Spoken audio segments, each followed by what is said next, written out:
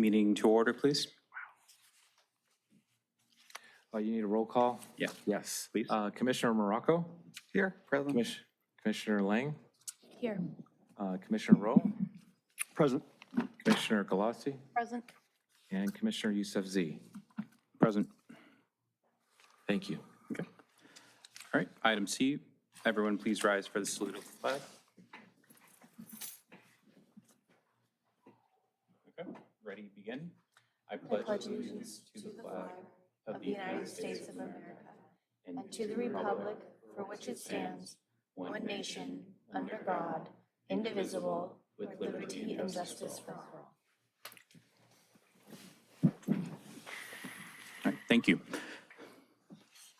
Moving on to item D, approving the order of the agenda. I'll make a motion that we approve the order of the agenda, subject to when the city manager comes. We'll finish out whatever we're working on.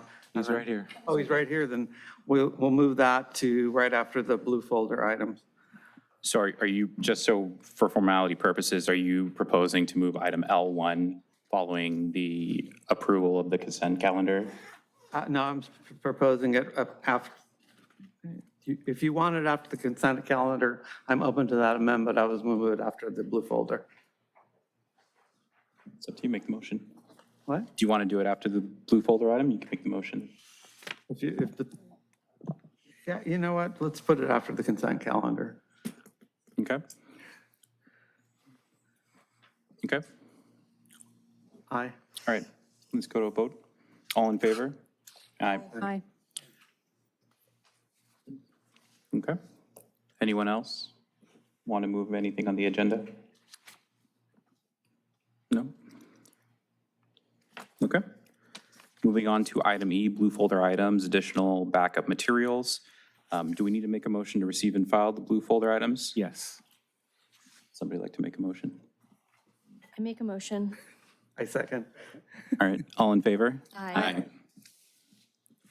Okay, And if you can read the items, though, what it pertains to, just so the audience is clear on that. sure. I believe we have 2 blue folder items this evening, correct? Yes, and then we have the supplemental printed items that were handed out. And those are for items, I believe, J2 and the subcommittee item L3. Okay. Thank you.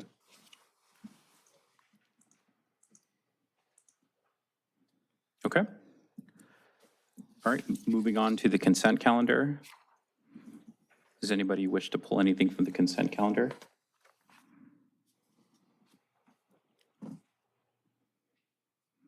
No? Anybody want to make a motion to approve the consent calendar items?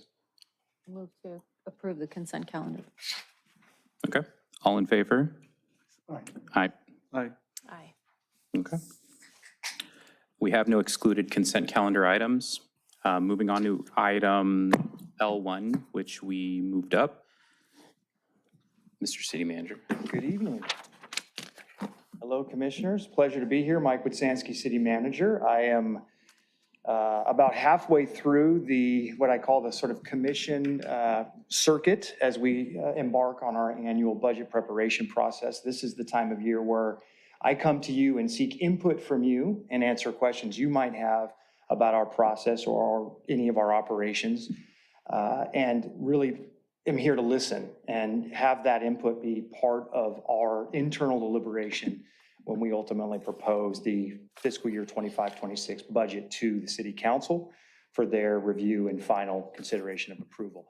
The charter requires me to deliver that budget each year by May 16th. We are beginning and have begun that process internally. The departments are analyzing their various revenues and expenses year over year and considering different gaps in service that they feel we should consider closing as we go forward. They're presenting that material through our finance director and her team, and then ultimately we will meet to determine what we present to the council for consideration as part of the June deliberations. So Ideally, what I'm hearing from you tonight are areas of service delivery or amenities in particular that you'd like to see us focus on as we consider and prioritize resources next fiscal year. And I'm absolutely happy to answer any questions you might have about the state of our fiscal condition going forward. I will tell you on a 30,000-foot level, we hope to be structurally balanced next fiscal year from an ongoing operating revenue standpoint versus ongoing operating expenditure standpoint. We do have some expenditure pressures, some headwinds, I would call them, associated with what we describe as unfunded accrued liability payments that are attributed to our long-term pension costs that are going to be a little bit over $4 million in the next fiscal year. So that's something that's a little bit outside of our traditional structural spending. So we are going to have to absorb that into the proposed budget next year. That will be a fairly healthy expenditure pressure. We continue to have a bit of a shortfall in our harbor uplands and tidelands operations due to the sort of slow recovery post-COVID and what I would call very accelerated and aggressive and long overdue capital spending in the waterfront area, which is beginning to pay dividends for us on an operating basis because we're seeing increased private investment in the area that will ultimately accrue in the form of annual lease revenue and general fund taxes. So good things are happening in the waterfront. But for the time being, we are running a bit of a structural deficit. So the general fund will likely need to provide some support for that in the next fiscal year. So those two items are critical, as are our sort of acclimation and assimilation of our year-over-year labor agreement adjustments. So we have multi-year agreements with all of our employee associations. Each of those agreements call for increases in the next fiscal year to pay and benefits. So we will be absorbing those in the budget as well. And that will have seven-figure pressure as compared to the prior fiscal year. So that's kind of those are the sort of big buckets that we're looking at. We do have some good news on the revenue front. We expect to see the Legato Hotel open and operational next fiscal year, which should generate new transient occupancy tax for us. We should see additional recovery of our Marine Avenue Hotel properties, which have been underperforming the last couple of years post-COVID. So ideally, we'll see some additional structural revenue come online as a result of that economic activity. We continue to see really high-level performance in Riviera Village, particularly in our restaurant scene down there. That's a strong source of sales tax for us. And the brightest spot of all in our operating revenue structure is the continued growth in year-over-year property tax. Our increased overall residential and commercial assessments up another 5% going into the next year's rolls. So we'll see increased property tax revenue in 25-26 as compared to 24-25. And our longer-term horizon continues to show growth even in the out years beyond that number. Now, there's a lot of national uncertainty. It's unclear exactly when the sort of federal issues will matriculate into more local concern.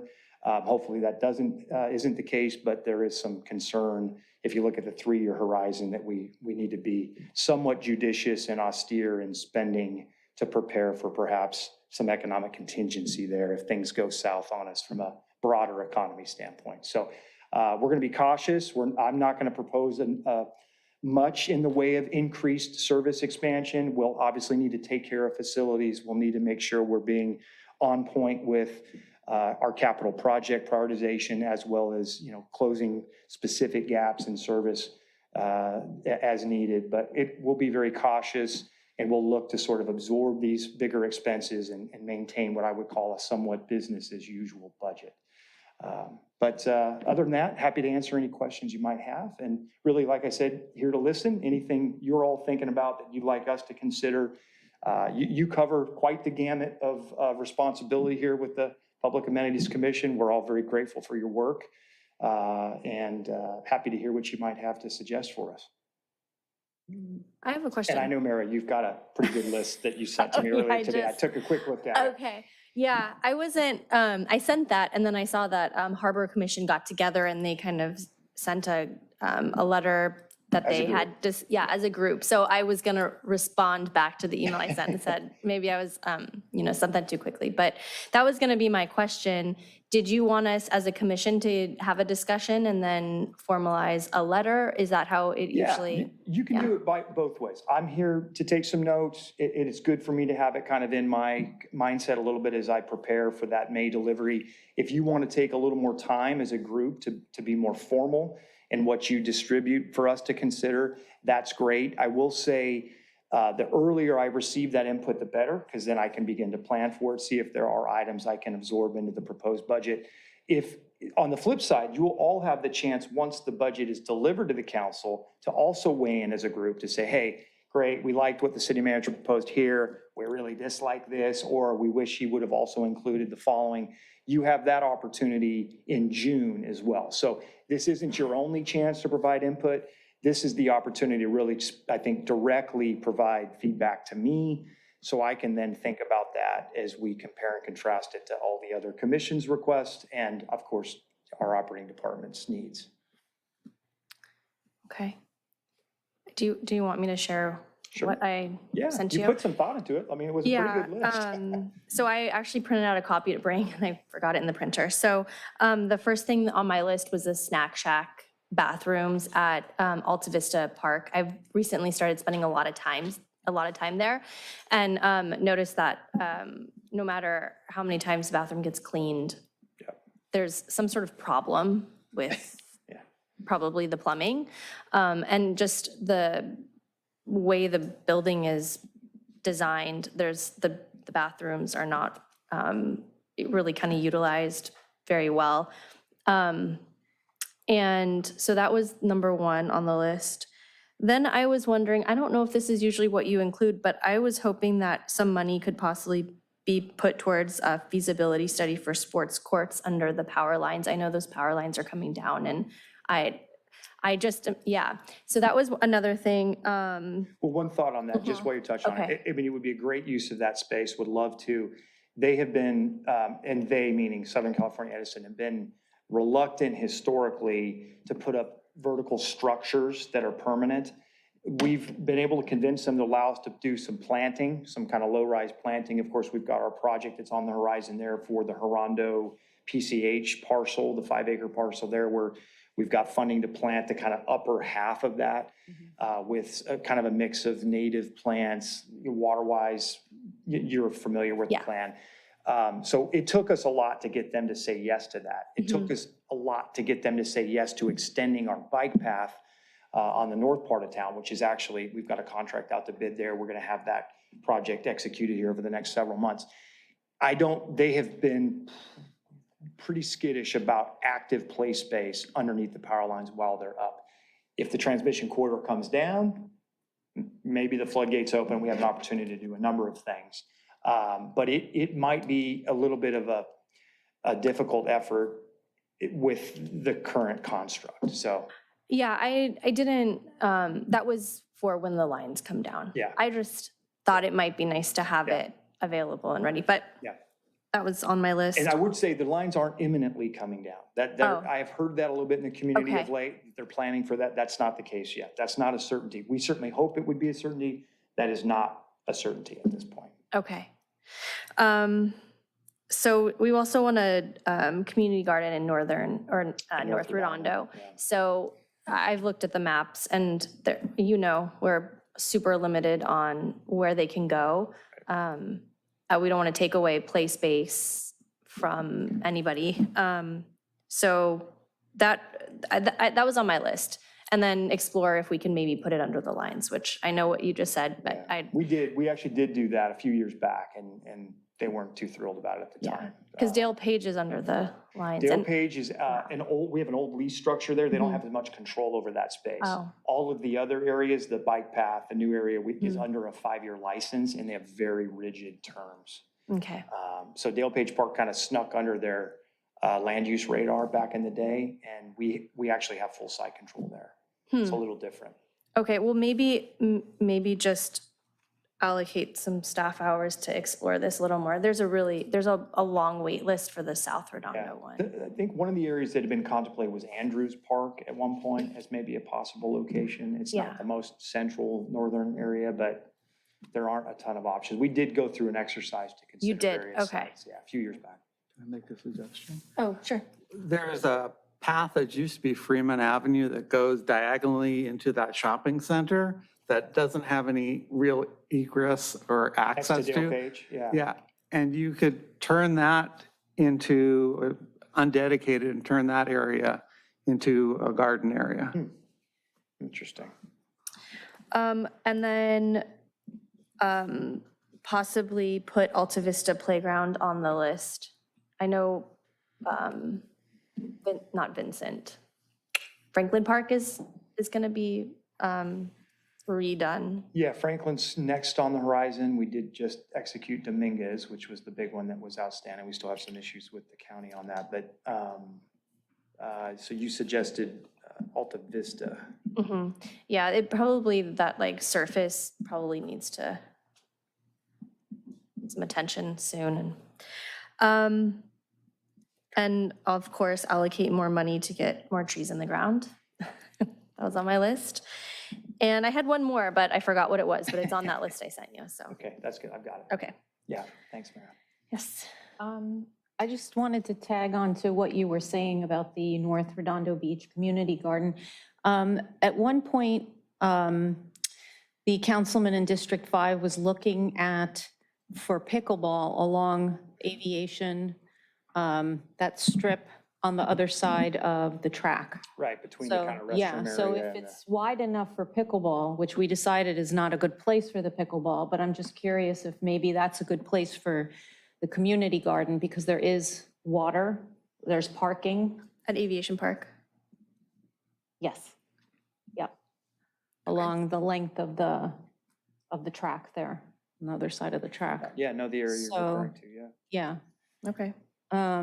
And since we were talking about Alta Vista,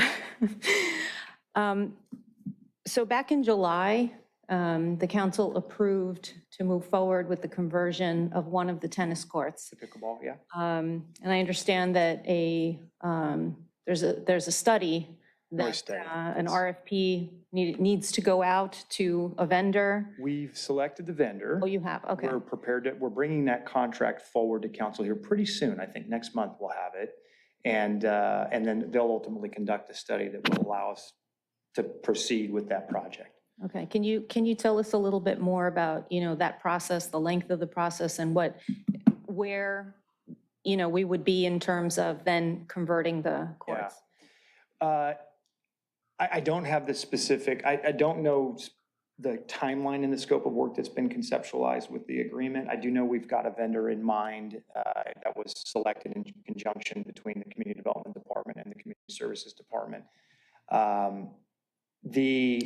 I don't think the study is going to take a whole lot of time. I know one of the things that the residents had requested at the time when the council was considering this is that they be notified of when the study was occurring, so there could be transparency with the process and how ultimately the noise was generated to ensure that it was sort of like for like. I'm hopeful that our vendor will be able to recreate the appropriate sort of sound, kind of decibel levels, et cetera. I imagine once we have them under contract, that's something we would schedule over the course of a few days, maybe a week. I don't know. I'm sure time of day is going to be important. Probably need to do something in the, sunshine hours, and then something maybe in the evening. And we may have to do it with different levels of ambient noise, when the park's really active versus when it's really quiet in the morning. I mean, I think they'll have to think through some of the different scenarios that they'll test against. And then once that data is collected, I think we'll have an opportunity to consider it. And then I think part of the reason for the test was to help determine whether or not sound attenuation would be helpful on the property. If we're going to install that along the fencing as a means to try to corral some of the noise and determine what might be feasible and more cost effective. So we have funding for it, not just the study, but the installation. And the council was, I think, pretty committed to that project at the time. We do have a new group. Ultimately, there will be an evaluation of the material by the new council. So, we'll have to bring those results back to them so they can synthesize them a bit.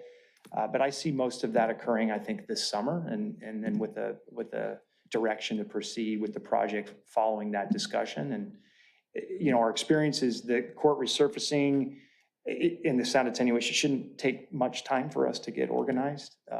So it could be we could have courts in place if all goes according to expectations as early as latter part of the summer, September-ish. Okay. But that's a real speculative timeline. Ultimately, I don't know if Kelly's aware, certainly Elizabeth, I think, is working that. Our community services director is on point with that project. So we'll have more of a timeline, I think, once we have them under contract. You have that. And will this body know when the sound study is taking place so that we Yeah, can? I'm sure we can.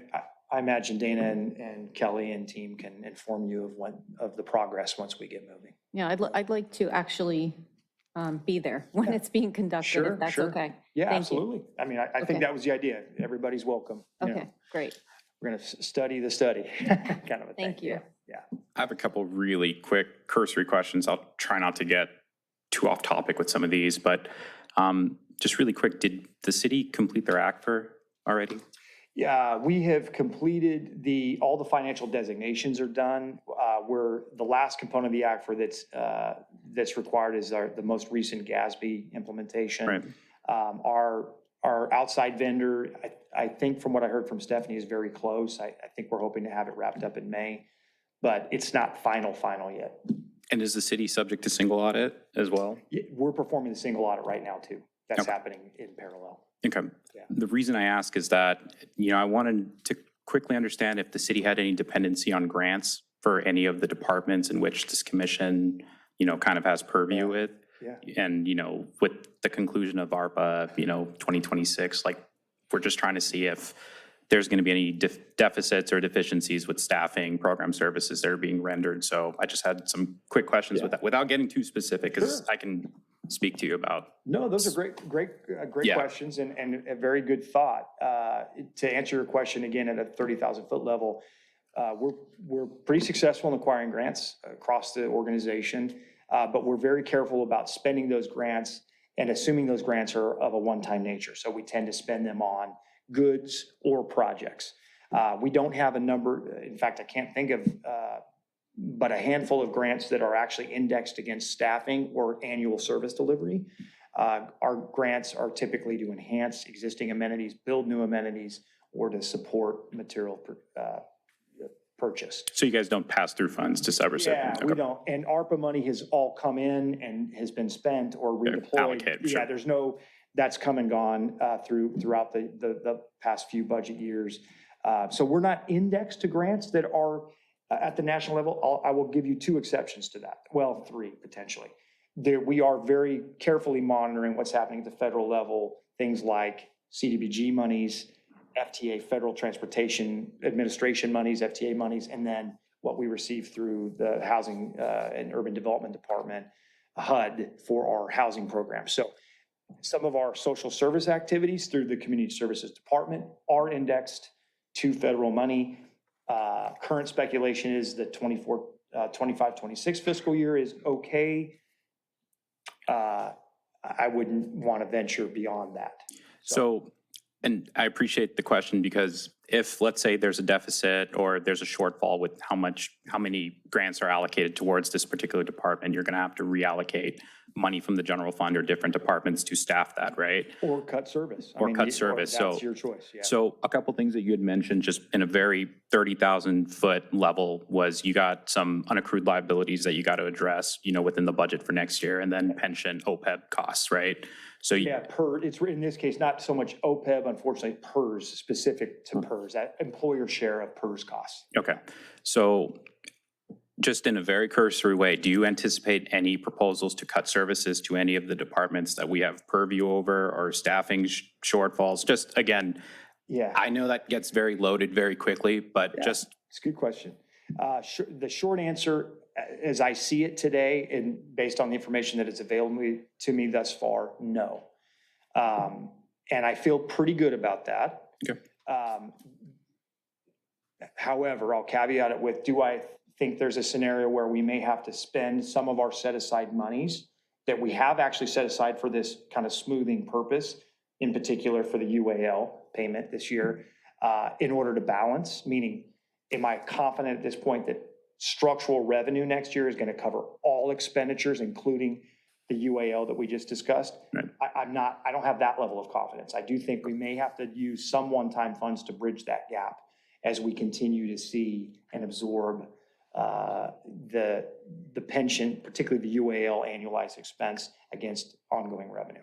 So and that's been why we've said, we have our economic contingency reserve that's a little bit under $9 million. That's 8.33% of our operating budget. We set that aside every fiscal year. But we've been slowly building, in addition to that account, what we call the pension obligation kind of salary and benefits reserve, that we kind of use as a bit of a revolving door. We'll take money out of it, drop it in the operating budget to cover gap, and then we'll replenish it with year-end savings. We've slowly built up $8 million into that fund specific for this looming UAL situation that we're now experiencing. We were able to absorb last year's UAL payment through savings. I would love to be able to do that again going into next fiscal year. I'm not 100% certain we're going to be able to do that and cover the shortfall in harbor uplands and tidelands. So I think we might have to pull a little bit of money out of that reserve account. But it isn't one of those fixed hard reserve accounts that has to have a catastrophic need to trigger. It's really there as a bit of a smoothing account for us. So yeah, do I think we're going to be proposing cuts? No. Do I think we may be using some one-time funds to smooth? Yes. And if we need to continue to do that longer term, then we could get into more austere measures where we might flexible hiring freeze, we might make sure, hold positions vacant, et cetera. So there could be some other actions down the road, depending on how things go. But this year, short answer to the question is no. Okay. It's a good question, though. Yeah, appreciate it. I have some questions. Okay, sure. Okay, so first of all, I do want to thank you for bringing Jack up to the cultural arts manager. He's I want to thank myself wonderful. for doing that. Yeah. It's been fabulous, yes. Second, it's also interesting that you're here today when we're going to be discussing the Wortham property, the former Wortham property. You may recall where he was the mayor when we became a charter city. And the first thing, he ended up resigning because of the big dispute over the first hired city manager. So Oh, great. it's a little I'll be bit sure of to exit history. for that discussion. Yeah. I've been taking these classes on preservation, and I know that it's somewhere in the banks now, but our historical landmark survey is so out of date. They were saying that the guidelines are usually 5 years. Ours is about a quarter of a century. Yeah, 1992, I think. 96, I think. 86. Anyway, I know it's on the list in your strategic plan, but and I know you've set aside a ton of money for it, Yeah. but we do need to get that going again because and I'll talk about, how we can be proactive in this process. But there are a lot of properties that have come into that survey perspective, and a lot of properties have been demolished during that time. So to the extent you can prioritize and get that going, that would be great. And I don't even know if the bids have gone out for that process at this point, but. The money set aside, I can tell you that, and there's a lot on the community development department's plate right now. I know Mark and staff have been hopeful to get to that. I don't believe, other than some initial proposal gathering, I don't think we've advanced that contract yet. So, Okay. But it is on the list. And if you're looking to save money, I think you might want to consider moving the library, the museum under the library, and utilize the research librarians that you have over there in the library to actually be able to be kind of like the curators or directors of that. And I think you'll end up saving money. You can even turn one of the positions into a full-time where the normal hours are over there for that, and the rest of the time is at the library itself, serving the That's an community. interesting thought. We'll look into that. I did want to also talk, since last month, if you read our minutes, there was a whole big issue about what you as a city manager expect us to do with your staff? And that brings up the question of what is the role of the staff liaison. So we had a proposal last month where I set out, these are the expectations of the staff who will make all the decisions. And it was basically turned around and say, no, the staff needs to direct the whole process. And the materials that I've seen, and I came from a very proactive commission. So if we didn't step up and do the stuff, we'd be still doing name badges for community functions. So I'm hoping that you can expand I look at this as a resident. So my expectations are, as a resident, I expect certain levels of service. But as a commission, what is your guidance in dealing with staff people with regards to doing projects that we have agendized and passed and things like that? And I'll give you a specific example, the Ito open space. And I have my letter for you too. The Ito open space, it took a while. We had 2 commissions approve the naming. And then a couple years later, we actually started the process of designing it. You allocated money in this budget to actually put it forth, at least on the signage, and we're not getting any updates on it. And unlike other people on this commission, I've seen the slow walk. I've seen things drop off the agenda. I usually will tell you when I'm doing it, so I'm not like sandbagging you with anything that you haven't heard before from me. But at some point we would like some of the projects. We have a park ranger project, for example, that I believe the Parks and Recs put through at one point. We don't hear anything about that. It's a great idea. It actually saves on the staffing. Nothing's happening with that as far as when we ask for status reports. The Ito open space, I don't know if you've started the design process or if you've approved the concept with regards to putting the markers out there that commemorate what happened during World War II to our residents. The fabrication for the path of history. It's like, okay, that's going to be a city decision ultimately. I don't know where we are in that process. And so I'm hoping that you can at least explain what you think we should be expecting from your staff and the liaisons and where the boundary is. Yeah. So the commissions and most of the commissions have the same role, right? They're advisory to the city council. And I'm not telling you anything you don't already know. At the end of the day, staff's work is going to be primarily driven by council priorities, the city budget, the strategic plan.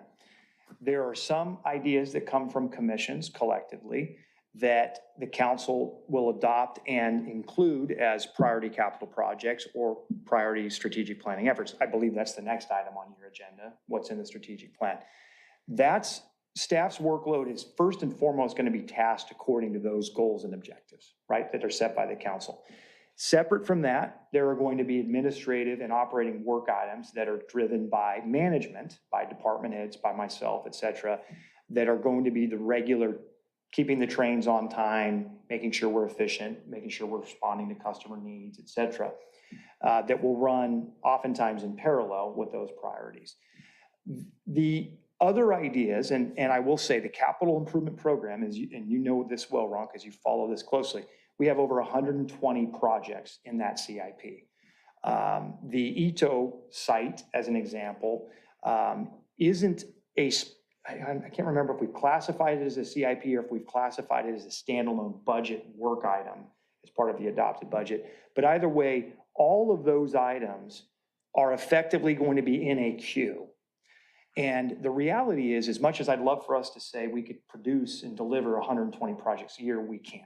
The reality is we're going to construct somewhere between 20 and 25 projects a year, and then we're likely going to design somewhere between 15 and 25 to be constructed the following year.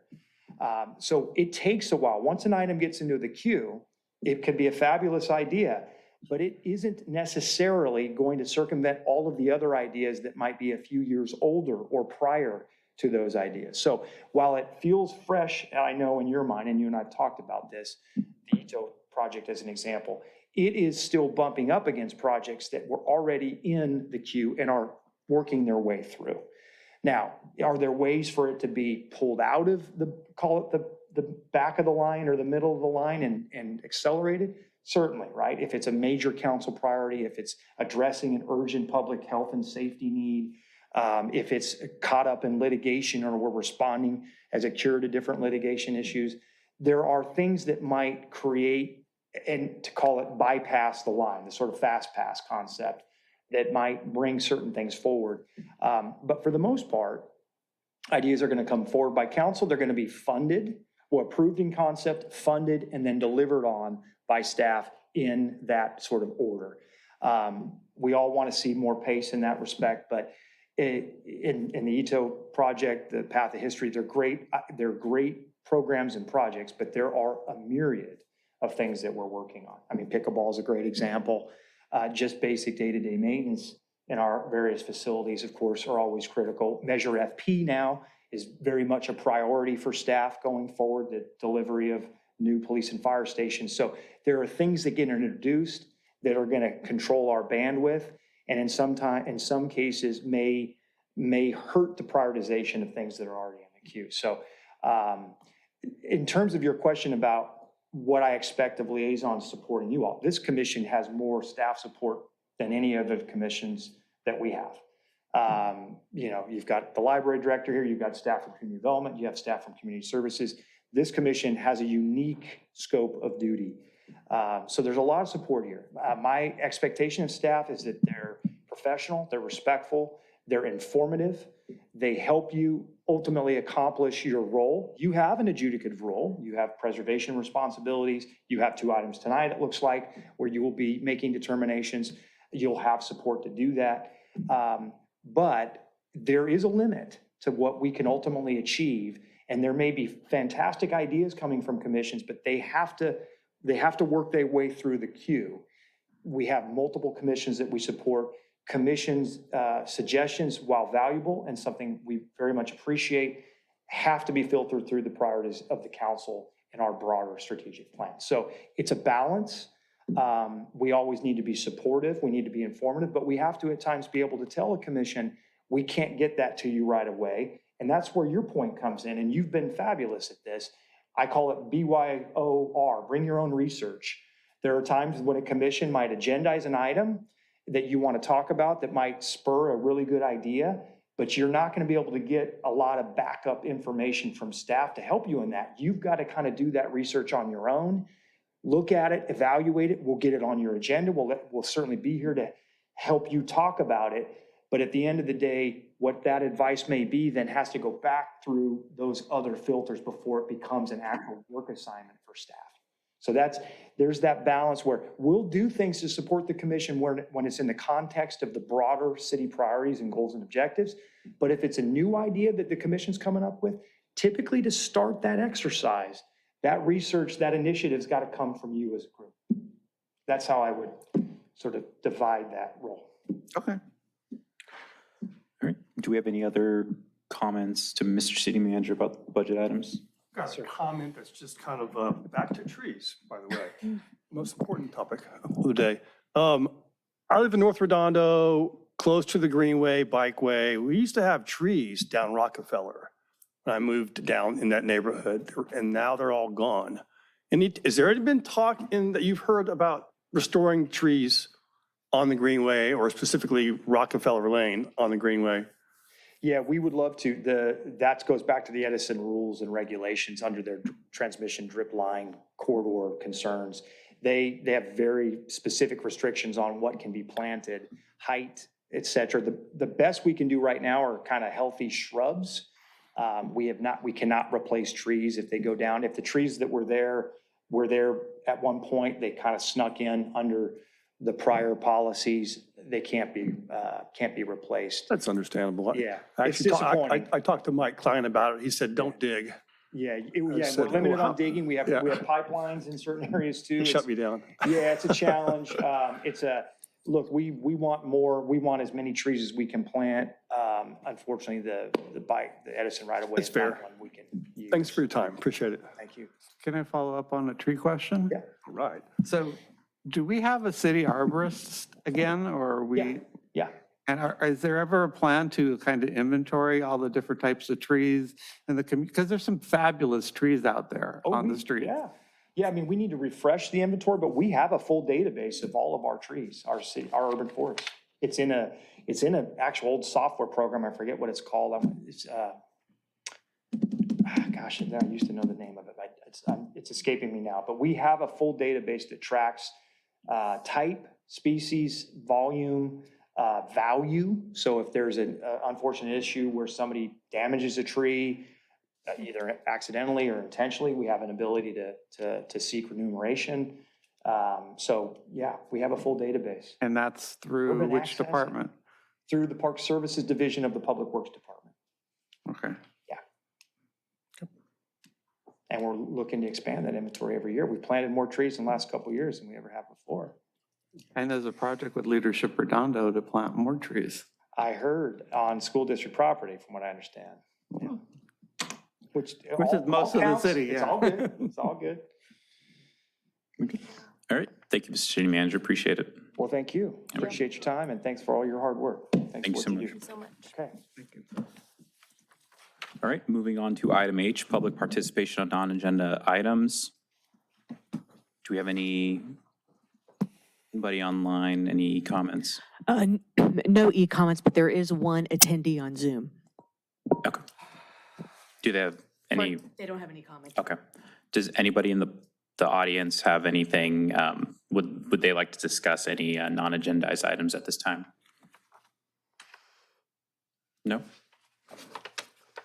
Okay, moving on to item I, ex parte communication. Anybody wish to disclose any ex parte communication? Sure. So we have one of the items on the agenda dealing with historic landmark and use on it. And I indicated from the last time it came up on the agenda that I wanted to go out and see the community, the area, because of a comment that Commissioner Galaisi made with regards to, is it going to change the community, the area? So that was one. And then I got approached while I was at the Morale House with one of the people I believe is going to give testimony today. And that's it for my ex parte communication. Okay. All right, moving on to item J, the public hearings. We can begin with item J1. Does anybody want to make a motion to open the public hearing? So moved. Okay, all in favor? Aye. Okay. Item J1, a public hearing to consider a request for designation of the property located at 102, 104, 106 North Broadway and 401, 403, 405 Emerald Street as a local historic landmark pursuant to Chapter 4, Title 10 of the Redondo Beach Municipal Code.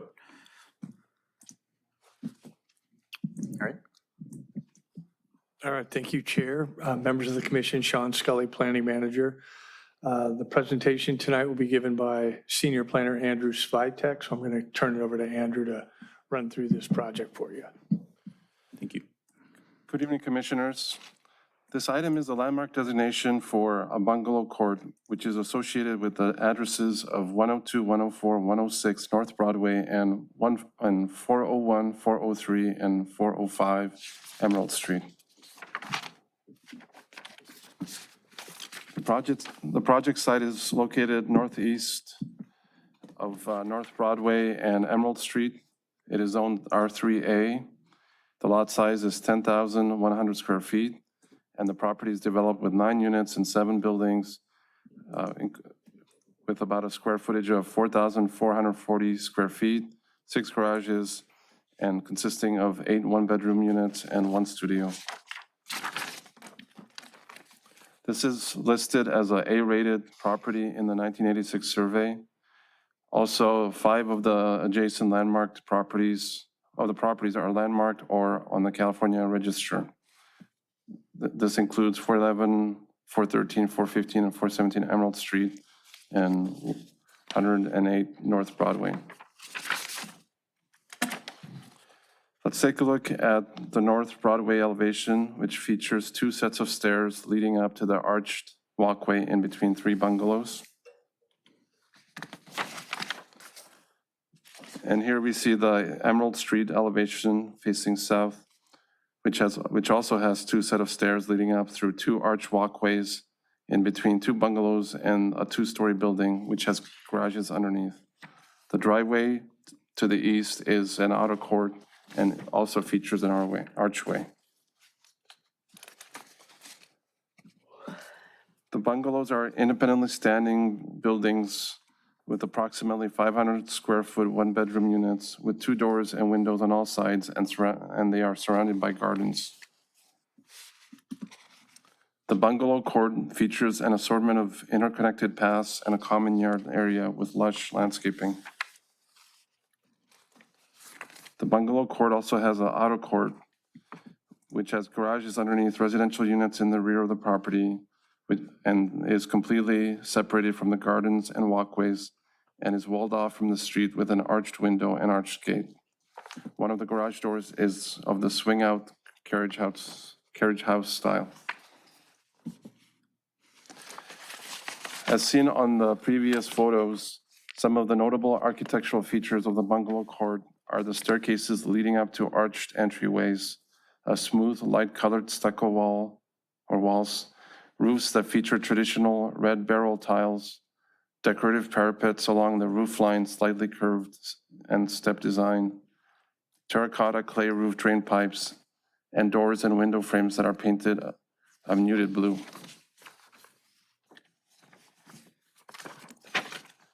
Bungalow courts are a distinctive form of multifamily housing that emerged in Southern California in the early 20th century, and they typically consist of small, detached units ranged around a central courtyard or walkways. These developments were designed to foster a sense of community and often prioritize pedestrian-friendly spaces over automobile access. Staff conducted historical research and spoke with the property owner, and we have been able to identify 2 former residents of note. Here you see the brief summary of Charles Wortham. Charles Wortham played an important role in the history of Redondo Beach. He was the mayor between 1947 and 52. He was on the council 41 to 47. He is remembered for being instrumental in building the water and sewage systems. Apparently, he also battled the mafia after the gambling days. And he was a resident of Unit 106 North Broadway. And he also maintained an office in 405 Emerald. And this was during the time he was mayor. Another noteworthy resident was Floyd Ingram. He lived in Unit 102 North Broadway, and he was the first paid fire captain in the Redondo Beach Fire Department, on which he served for 10 years. And the original City Hall and fire station were approximately 2 blocks from this location. So this was a convenient place for both of these important figures to live. Now we can go over the criteria for the designation of a landmark.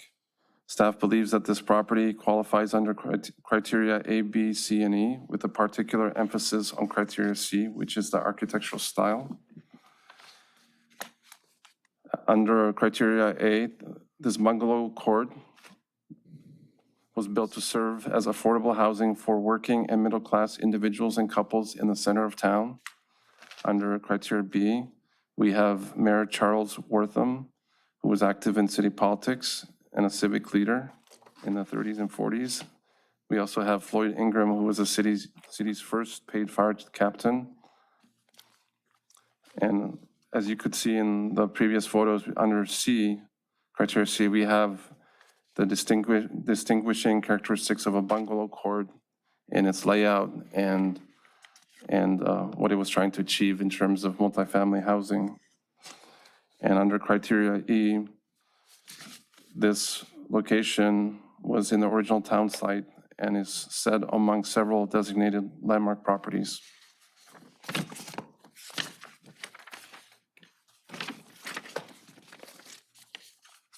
Staff would like to make a recommendation.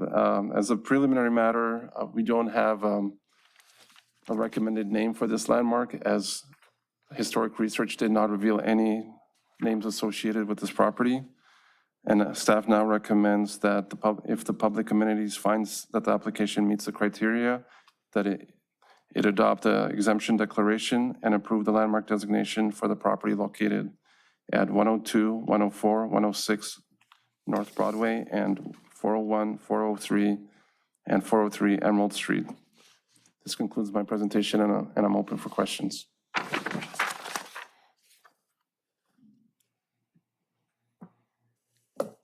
Great presentation. Appreciate that history. That was good. No questions. Yeah, I gotta, first of all, I want to congratulate you. This is phenomenal, the research you did. It's actually an testament to the library as well, who actually digitized a lot of the material that you ended up researching. But I found it fascinating going through some of the stories about the people who live there. The question I had is, given the number of buildings we're talking about, why aren't we going for like a historic district, or is this a preliminary step for that, or an overlay district or something along those lines? Because there is a large quantity of houses there. That's an excellent question. Essentially, my understanding is that the landmark designations offer the same level of benefit and protection individually. And even though the 1986 survey had proposed landmark districts, many of those did not come to fruition because they needed consent of individual landowners for their formation. So instead, the city has accepted applications from property owners one by one. But you are absolutely correct. You have 5 properties side by side that are all landmarked here. Yeah, and this is one of my favorite streets is Broadway, because if we ever had a civic parade, it would be down that street with all the churches there. I have no other questions. Looks like it's a good condition, actually. Any other questions for staff? I have a question regarding, what the plans are for the light fixtures. I'm not quite sure if those light fixtures are indicative of that time period. And the door that had the half moon window as well. I mean, if we designate this, right, a historic property, then does the property owner then need to make some modifications to those elements? Sure. The short answer is this is something we could bring to the minor alteration subcommittee, and we could work with the property owner. This is a new process for him, and there's also going to be a Mills Act contract, which will have a work plan. So we, in conjunction with the minor alteration subcommittee, we could assist with that.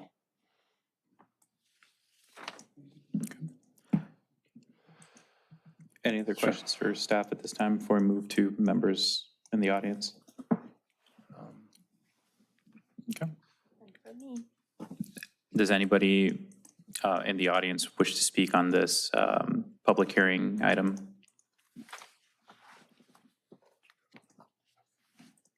No? I move we close the public hearing. Okay. All right, I'll second it. All in favor? Aye. Aye.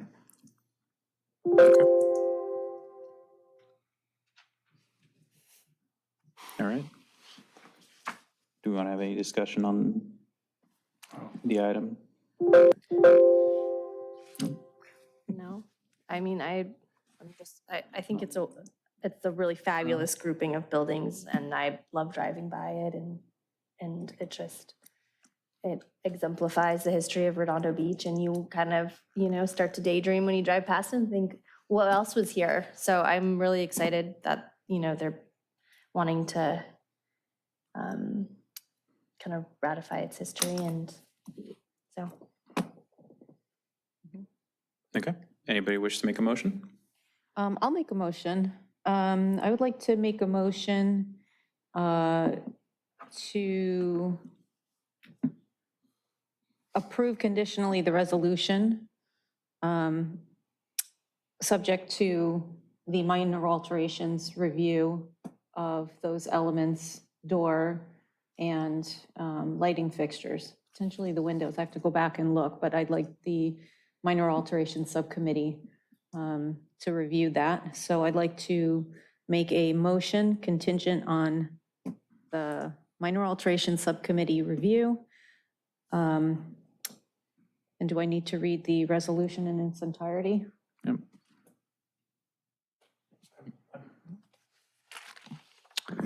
I believe you can just reference the resolution as it's titled here with those amendments, and if the commission concurs, we'll amend the resolution to reflect that additional requirement. Okay, so referencing the resolution of the Public Amenities Commission of the City of Redondo Beach for a conditional approval of the historic landmark designation for the property located at 102, 104, 106 North Broadway and 401, 403, 405 Emerald Street, pursuant to the requirements of Chapter 4, Title 10 of the Redondo Beach Municipal Code. Do we have a second? I'll second. No, you can second. Okay. All in favor? Aye. Aye. Aye. Okay. All right, moving on to item J2, a public hearing considering an exemption declaration and certificate of appropriateness application for an addition to the designated historic property located at 510 Garnett Street. Do you have a motion to open the public hearing? So moved. Okay, all in favor? Aye. Aye. Good evening, Commissioners. I'm presenting on this item, which is the application for a certificate of appropriateness for an addition to a landmark property at 510 Garnett Street. This was previously heard by your commission on February 12th. I'm going to skip some of the preliminaries here. Basically, this house was built in 1910 with a couple of additions, and it's been landmarked since 1994. It's a California bungalow style with Queen Anne influences. This building footprint shows the existing house and garage in red with the proposed addition in blue. The summary of the previous commission meeting is that the commission reviewed the first set of plans and provided comments and direction to the applicant for revisions of the site plan. Some of the recommendations were to maintain the second-story windows and to look at ways to reduce the size of the eastern portion of the addition. And comments were made that the roof deck as it was designed was not in character with the existing house. We've received revised plans, and the project description has been revised as follows. First of all, the old house, the foundation structural and reinforcement will continue to take place. On the first floor, east windows will be relocated. On the second floor, existing windows will remain. The applicant is proposing to change the massing of the eastern-facing gable through a sloped roof and reconfiguring the north-facing windows. And on the roof deck, the roof deck has been shifted to the rear of the property, and it's been integrated within the roof line, except for a rear railing where the roof does not have sufficient pitch. And the area of the roof deck has been reduced from 378 to 250 square feet. And this will be shown on the following next slides. This is a rendering from north-facing taken from across the street, straight on. This is a side-by-side comparison of the original of the original house in the first column, and these are taken from the northeast and from the northwest. So the first column is existing, second column is as proposed at the last meeting, and the third column is the current revision.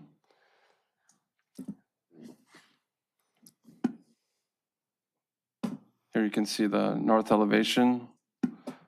The roof deck is not visible from Garnett. The massing where the existing and the proposed addition meet has been simplified, and the roof deck has been reduced, and the second story office bedroom roof has been hipped. This is a west elevation from Camino Real. And again, it's the existing, the last proposed plans, and the current set of plans. This is a diagram of the roof deck, proposed roof deck in yellow. As seen in this diagram, the roof deck is enclosed within the boundaries of the roof, and it's not protruding as it had been before.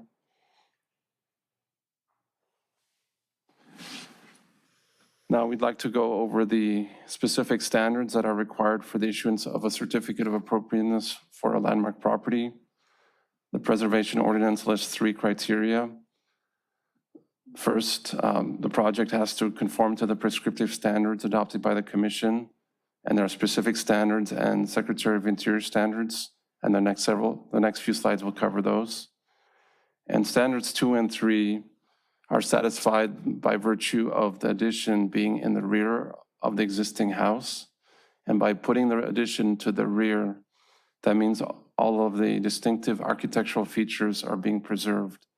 And the identified characteristic features of this style in this house are the horizontal wood siding, the windows with wide wood trim surrounds, decorative exposed rafter tails, and the off-centered covered front porch with a street-facing gable and attic window and turn posts, the front entry door, and the carriage house door. So the next few slides will cover the prescriptive standards of the commission. The guidelines that were adopted in 1993 state that the primary objective of the COA program is to protect and maintain the integrity of the historic resources in the city.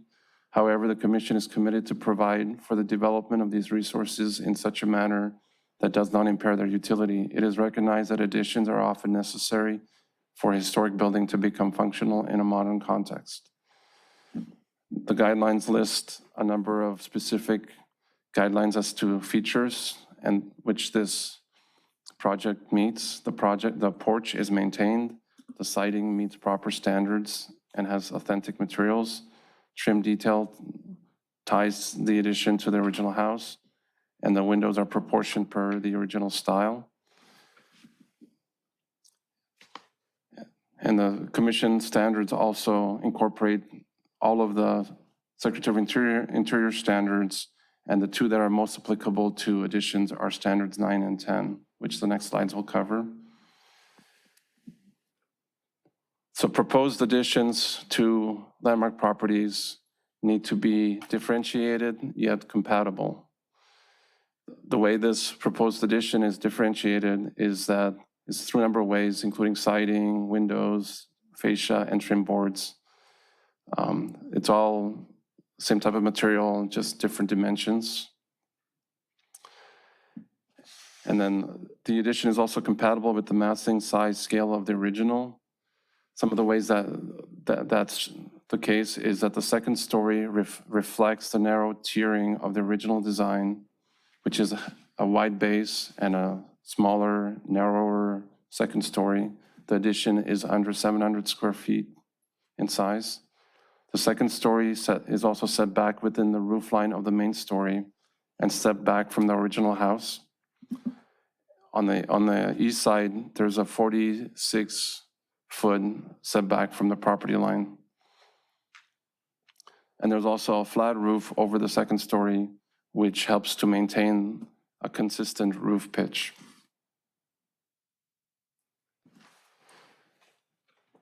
And standard number 10 of the Secretary of Interior is satisfied as follows.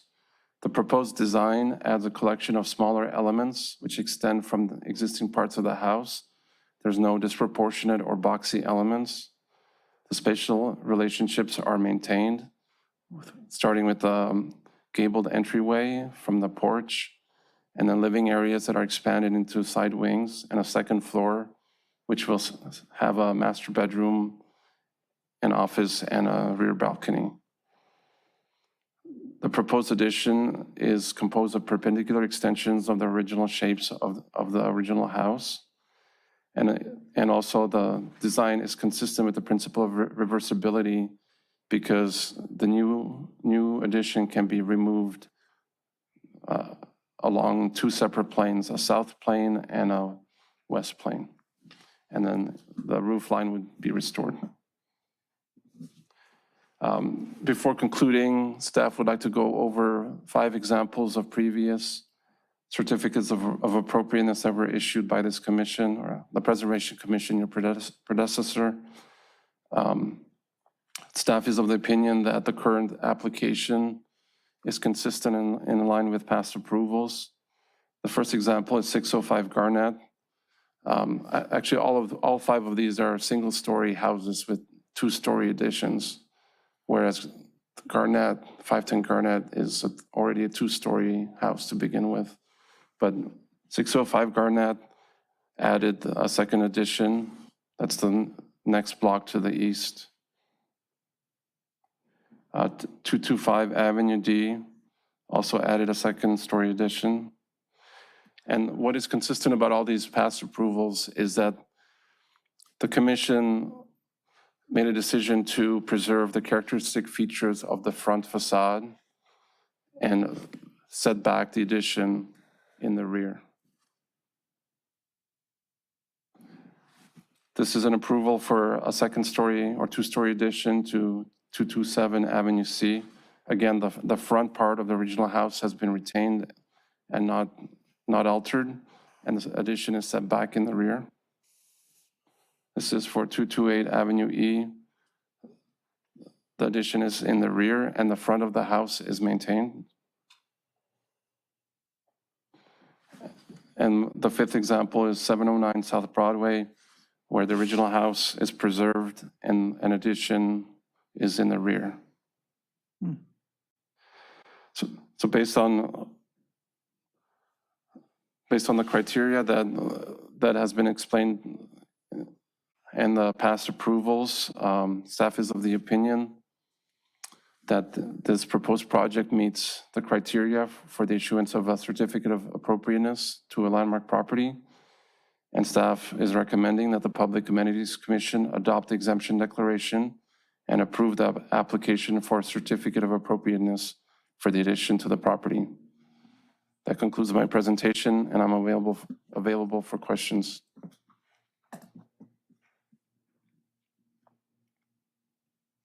Any questions for staff? I have a question.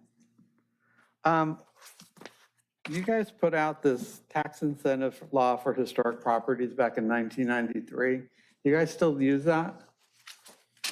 And the reason I'm asking, because it simplifies this process, and I raised the question the last time this came up. As I understand it, when it's a Mills Act property, there's a contract that's entered into between the city and the homeowners, completely voluntary. And then it's a 10-year contract. Every year it renews, and at some point the homeowner, if they don't want to be part of it, can just basically say, I'm done, and then at the end of 10 years, you're no longer on the registry. Is that my understanding correct? Yes, that's correct. They have to do, a property owner does a non-renewal. What? It's called a non-renewal, and Okay, it stops renewing on January 1st, yeah. So that is a process that's available to the person who doesn't want it in there. We received today this packet, it says from Tess Bodie, that has the historic information about the property. Is that your guys' creation or is that her creation? That's from that's from the person who submitted it. Okay, so I'm still left, yeah, as great as a job you did with the last property that we looked at, you guys have not provided anything with regards to the history behind this property. And I'm kind of curious as to why that happened. No historical research done by the staff. There is, and I don't know if the architect's here today. Okay, well, I have some questions for you too. Can you clarify what type of house this is? There is on page 157 of the report, and this came from the architect saying this is a Queen Anne architectural style of house. There is in the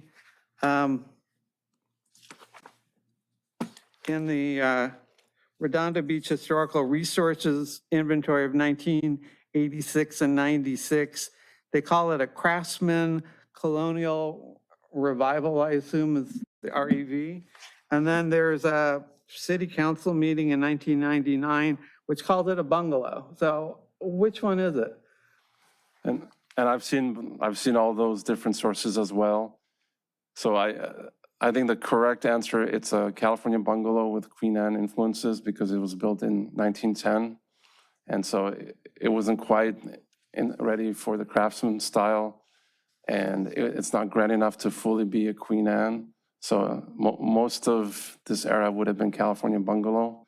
But for the purposes of surveys, sometimes people put down something that is, they put down one answer, but it's sometimes more complicated. So the city's answer to what the kind of property this is what? It would be probably, California bungalow is what's listed on the survey, but it does have distinctive Queen Anne influences. Okay, and also on page 159, there's a Garnett FAR comparison. Am I reading this correctly, that the proposed structure is 3,310 square feet? I think that's correct. And everything else seems to be generally around 1,000 square feet, so this is going to be three times the size of everything else on the street? Yes, I think that's right. Okay. I think there are three other two-story houses which are more around 2,000 square feet. Okay, and I don't know whether this should go to the architect or you, but when I walked the neighborhood, I noticed on the garage, and there you were a proponent saying that the garage door is basically the same style. On page 160 of the materials, there's a railing. So this is a pull garage. I've never seen one in the city of Redondo, but it doesn't look like that's making it through the transition as a architectural feature. Did you guys explore that with the architect?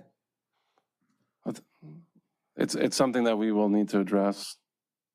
I think the garage door is going to be maintained. It's a what?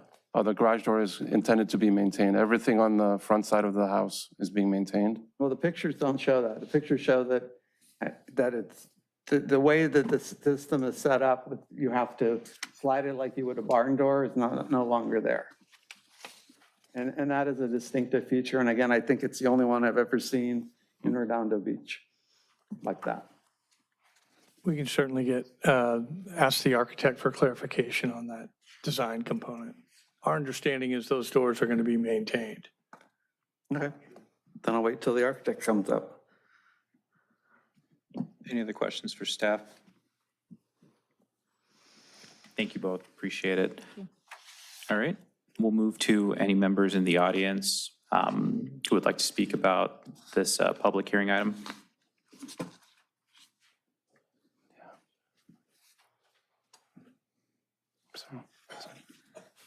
Good evening, Commissioners. I'm Miles Pritzkat, architect, Pritzkat Johnson Architects. I'm happy, I have a short presentation, but happy to answer any questions you might have on this.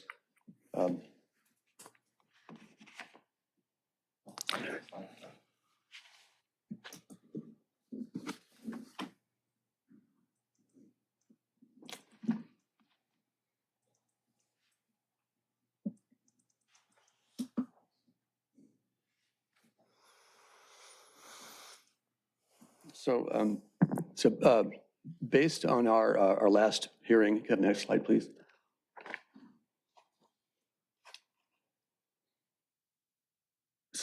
Slide 2, please. Oh, thanks, Andrew.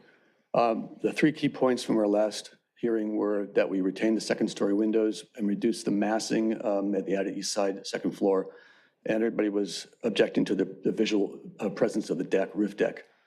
Next slide, please. So as mentioned in the staff report, and I'm probably rehashing some of this, but we did retain the existing windows in the second floor, second story. Slide 4, please. We did simplify the massing on the east side. Again, we cut the roof back to have a hip, so we have a wraparound roof instead of the gable end. We got rid of the little pop-out elements there and made a simple junction between the existing second story and the new. But you'll notice that the new second story starts at the end of the existing second story. And we did, of course, remove those railing elements from the roof deck, which leads us to slide 5, please. So we did some different things to make sure that that went away. We pulled it back from the edges. We reduced it in size. We got rid of an interior stair and had an exterior stair at the rear.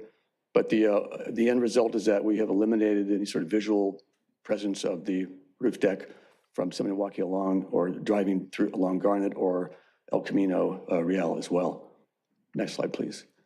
And this is the sort of the previous one where you can see that the element on the left is very high element is gone, and it's just regular roof line there. And slide 7, please. And this is a comparison of what was before, where the roof deck was pushed out pretty far to the front. There you can see where the stair was coming up, and that was sort of creating a high element in that sort of left, that juncture point between the east second story and then the existing second story. So we pulled that back and pulled everything so there's roof material that essentially makes it invisible. And we had an exterior stair at the rear, all over a new added area, not over the existing. Next slide, please. And so we think that these changes as sort of driven or directed by the commission, I think we've created a design that, as per staff's presentation, allows for additions but maintains the historic core and visible elements and key elements of the historic home. In particular, the porch, the carriage door, which is not going to be changed. All those are very key tactile elements as when one's walking up by the sidewalk will still remain in place. And the rest, the added elements will be set back and differentiated so that the original historic structure can be always discerned. Next slide, please. There is a house across the street, two-story house directly across the street. Next slide. And then there are 2 on the at South Gertruda and Garnet on either side of that corner. So there are four houses in that block that are 2-story homes. Next slide, please. I think staff already reviewed this addition, which is 2 doors up from that intersection. Next slide, please. There was also on the corner of South Gertruda and Garnet was a second-story addition or addition on top of the garage of this historic corner property here. Next slide, please. And then, of course, this project, which has a very unique solution to preserving the house, which was to allow for the construction of townhomes behind, which affects the visual appearance of the house pre-development, but still maintains the historical qualities and important properties, aspects of that property. Next slide, please. And then staff referred to this particular property, and then the slide after that shows a sort of aerial view of how that resulted in and how the massing was stepped and the relative size of that, including a roof deck in the back. That basically concludes my presentation. Next slide. Yeah. So I'm happy to answer any questions the commissioners might have. So talk about the garage door feature, which doesn't look like you're keeping that at all based on the pictures you put in. Well, Commissioner, we are not touching that door. Currently, it is fixed in place, and And there is a living space there that we are proposing will be brought into compliance with the city's ADU requirements. But our intent is to not, whatever is out there right now will not be changed at all. Because the picture looks different that you presented. So I'm looking at page 160. Okay, well, I will state for the public record that our proposal is not to change that carriage door at all. Now, I don't know that it's not functioning right now, but we're not going to change that, as we're not going to change the front porch. Any of those existing elements are going to remain. Okay, I also was reading in your report that's dated July 30th, 2024, that the existing foundation consists of unreinforced brick masonry, and you're going to be replacing that completely. That's Correct? our current understanding right now. We haven't actually engaged an engineer, but with unreinforced masonry, it's difficult to provide the proper support for the house that will resist earthquakes and settlement and so forth. It's been through 3 major ones already, the closest one being Long Beach in the 30s. But is it because it can't support the second story being there, or is it some other reason? Primarily, it's because the house it's a historic home. Much of the infrastructure, plumbing, electrical, those kind of aspects need to be upgraded. There's no heating in the house. So in terms of doing the new work, it's a question of bringing everything up to a current standard such that it will last for another 150 years. There will be no visible difference with the foundation, because right now they have like a plaster coat over the brick. So it's not going to change anything, but it's my client's intent to sort of push the reset button as much as possible so that everything functions properly and the house is stable, completely stable. Okay, so if I understand what you're doing, at the end of the day, the actual footprint where the foundation is going to be completely changed, and it's going to be one larger footprint than it is right now on the ground. For the foundation design? Yes. I think that we would be, I have to look at the analysis. We'll have to get analysis from the engineer and the whole thing, because there probably are a pier system inside there, as opposed to just running everything to a foundation wall. So I think our plan is to go through and upgrade the foundation, and then at the same time do foundations for the new work as well. So it's, I think that, and we are still looking at, we have to be able to decouple in the future. There has to be the potential to decouple the added area from the original historic house. So we will be looking at that as a means to keep an independent foundation for that as well. So. Okay, so what I'm trying to ultimately understand, it looks like from your plans, this is going to be a complete tear down, and then you're going to be building it back up till it's consistent with what was there before. We're going to have to support the house in place and pour the foundations underneath, which to the layman seems like an impossible task, but there are a lot of contractors who can do just that. So our idea is to keep the house in place, to support it as we replace the foundations. And there's a couple other approaches you can take and do, like what's called an ABC sequence, where you might do corresponding segments at one time, keeping original foundations, then come in and do the next sections. And so that so there's a couple different options of the whole thing. You can pipe jack it up in place. You can steel beams as you would like moving a house, and then pour the foundations, or you can do selective areas until you've done the complete thing. Is that the plan? We haven't gone so far as to get the engineering recommendations. And there are usually about, 4 or 5 different ways that when we accomplish it, but our goal is to have it supported properly and not have any visible exterior change to the home. Okay. The pictures that you've provided, it looks nice from the front, but it is a double facing house. I don't see any pictures, or maybe it hasn't been explained clear. what the view is from Camino Real. You say that it's going to be, most of the improvements will be concealed from Camino Real by existing trees and fencing. Yes.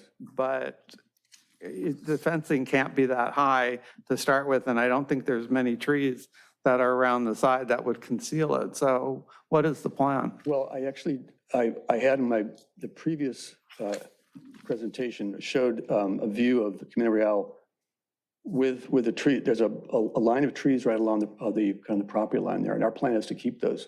So, I mean, that's our goal, and that is to keep that same look.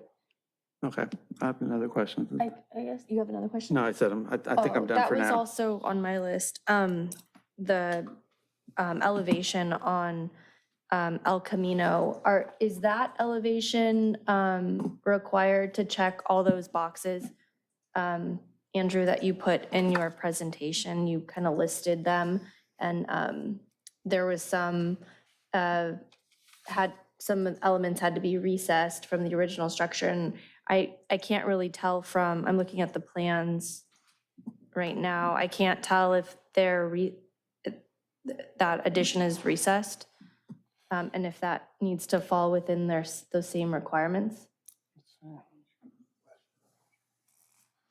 Let me just pull up the west elevation. Should be in. So essentially, based on the criteria, we have to preserve the character defining features of the house, and staff believes that those character defining features are located along the Garnet frontage, primarily that front porch with the front facing gable, the door, the carriage house door, and the style, the siding, the fascia, the trim. So they're satisfying the criteria through preserving the front-facing elevation. Most of our landmarks don't have two elevations, so we usually just get one elevation from the preservation. In this case, they are doing a compatible design that's, it's consistent, it meets the criteria because it's compatible yet differentiated, but we didn't think that there were, character defining features on the secondary elevation the way they were on the front elevation on Garnet, especially considering that historically there's been a lot of landscaping along that frontage because it's a side yard. I thought I saw somewhere that some trees, in the letter, it said some old trees were gonna be removed with this addition, so I'm wondering, I was trying to figure out where those trees might be.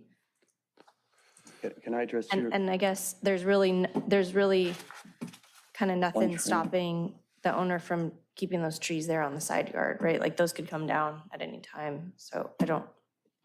I can pull up the site plan. I can see one tree that's proposed to be removed. It's this one. I think it's this one here. Right. So on the side yard. And so, and then I believe these are trees here as well, Right. in green. So all the trees are the green circles. Mm-hmm. I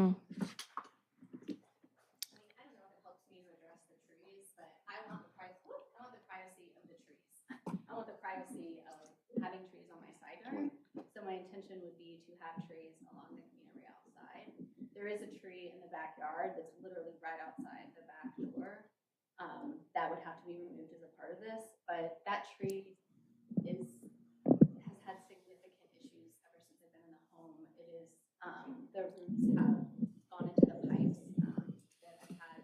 Anyone can attest to Matushi Plumbing being a frequent visitor to my house because that, sorry, can y'all hear me? Oh, sorry. Yeah. Because of that tree. So it does need to be removed as a part of the plan, but truly it would need to be removed regardless of this renovation, just because of the sheer issue that I'm having with plumbing because of the roots of that tree. If that makes sense. Can we get her name on the record? Yes, could we have your name, please? Yeah, Kim Davidson. Oh, just the microphone. Thank you. Speak to the microphone, is that, yeah? Yes, thank you. Davidson. Thank you.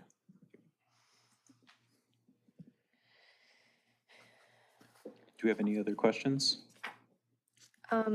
Yeah, I mean, okay, so just following up. So basically, the side yard doesn't come into play at all. So they could change the side yard completely and that doesn't really factor into Well, this process at all? Because I it mean, is it would just, be considered a secondary elevation. So it still should be, compatible and differentiated. However, it doesn't have character defining features, so it doesn't have to be preserved. So there's a difference. They can remove elements of that secondary elevation, and they're doing that to put a portion of the addition there. Clearly, they can't do that on the Garnett frontage because that's a primary elevation with all the character defining features.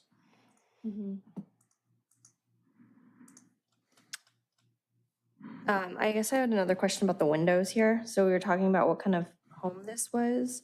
And I think we kind of settled it was a bungalow with Queen Anne. But these windows look craftsman on the side here. So some of the notes in your presentation said that some things need to be kept, need to differentiate from the original structure. Are windows included in that? Because this kind of looks, not consistent with the character of the original structure. So it kind of looks like, Yeah, that's correct. You're supposed to take the cue from the original house, but have hints that the new part was not original. And so, it's a fine line. It has to look consistent, but has to be differentiated. And as far as style, I mean, the thought is to keep the same style. So I don't know if the question is whether the windows are not the correct style, but the proposal is to vary the window panes a little bit to indicate that that portion of the house is newer.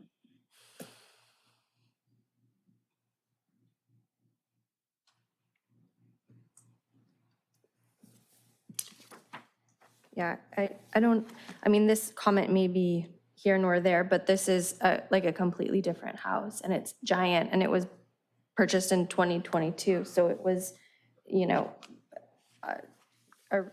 they would have known if it was working, the size was working and at that time of purchase. And it does feel a little bit like we're losing something with this addition.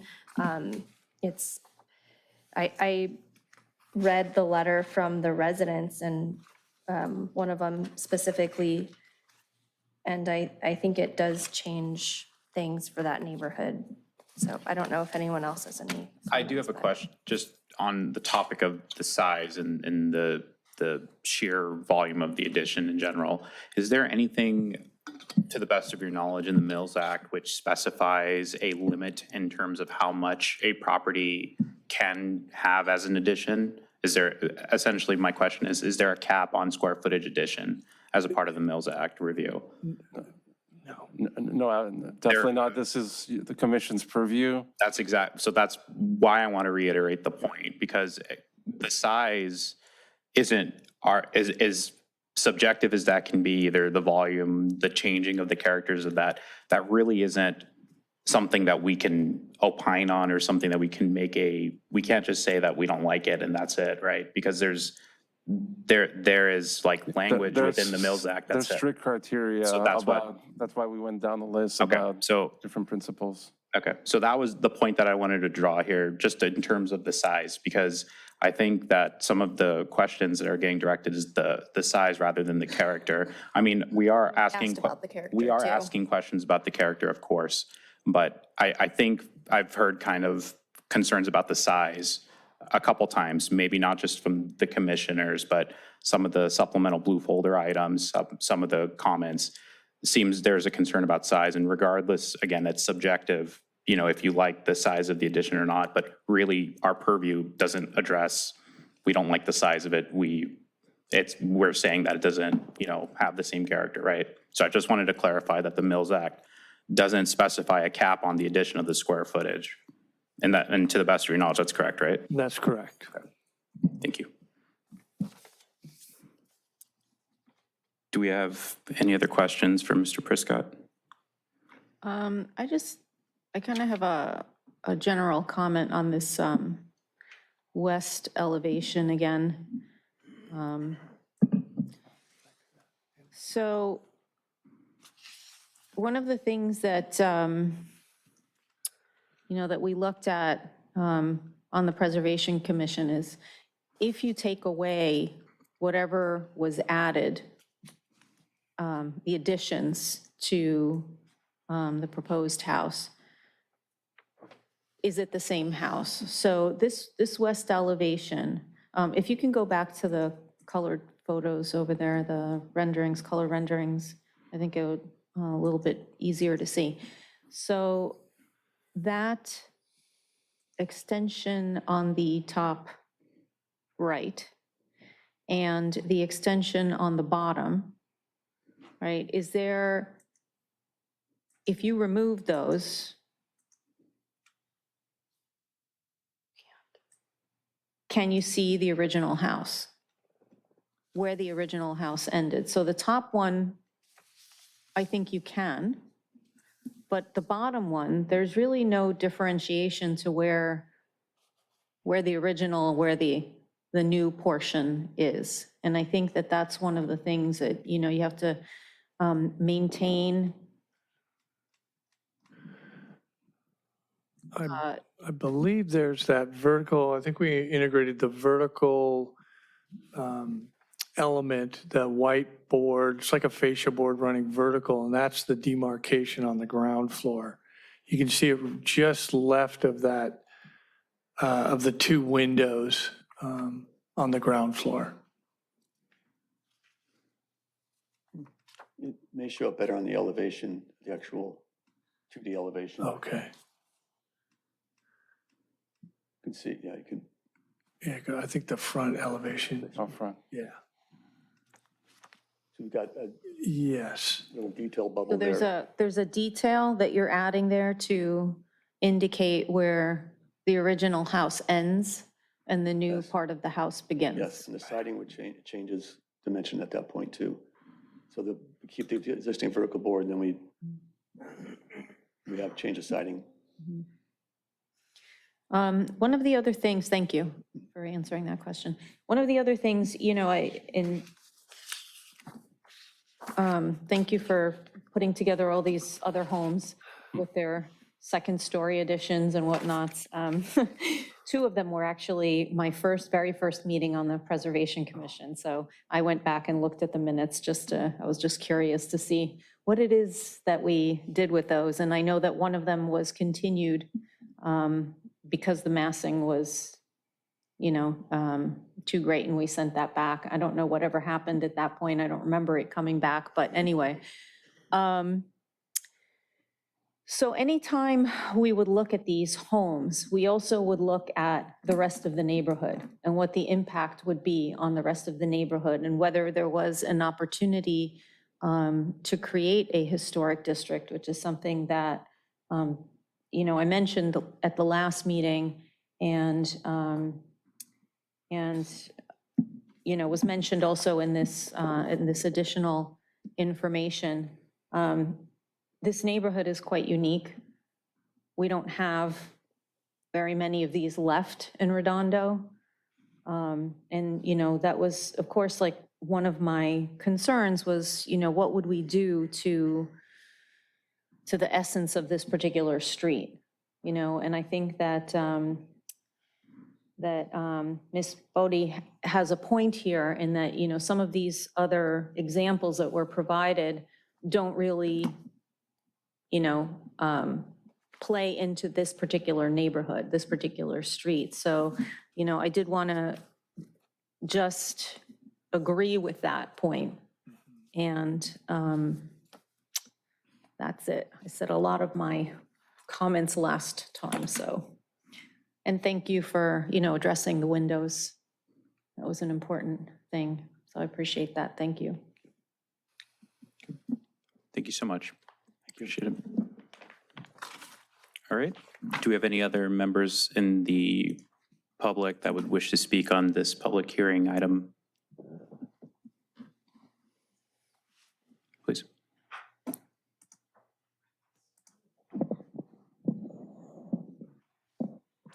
Hello, Commissioners. My name is Gary Townsend, and Kimberly and I own 512 Garnett Street, which is also a historic house. And some of my concerns, in addition to the size and scale of the proposal, is that our septic system was put in by a builder that built 514, 512, and 510. And those septic lines run through our backyard out to Camino Real. The new proposal that goes up 20 feet is directly over those old septic lines. During construction, what is going to happen to the waste from 514 and 512? Are there contingencies going to be put in place to handle that? In addition, 512 also has a brick foundation. And from some of these renderings and drawings, our house sits a mere 5 foot 8 inches away from this proposal. So with the new foundation, I don't know the construction methods, but I have concerns of my own foundation and for my own chimney that's also brick in the center of the house.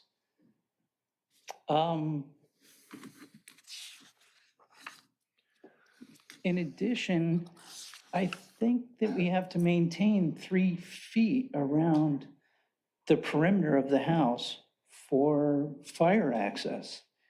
And I haven't seen any notations or anything like that. And maybe this is too early, but I do have some concerns about that. Thank you. Thank you so much.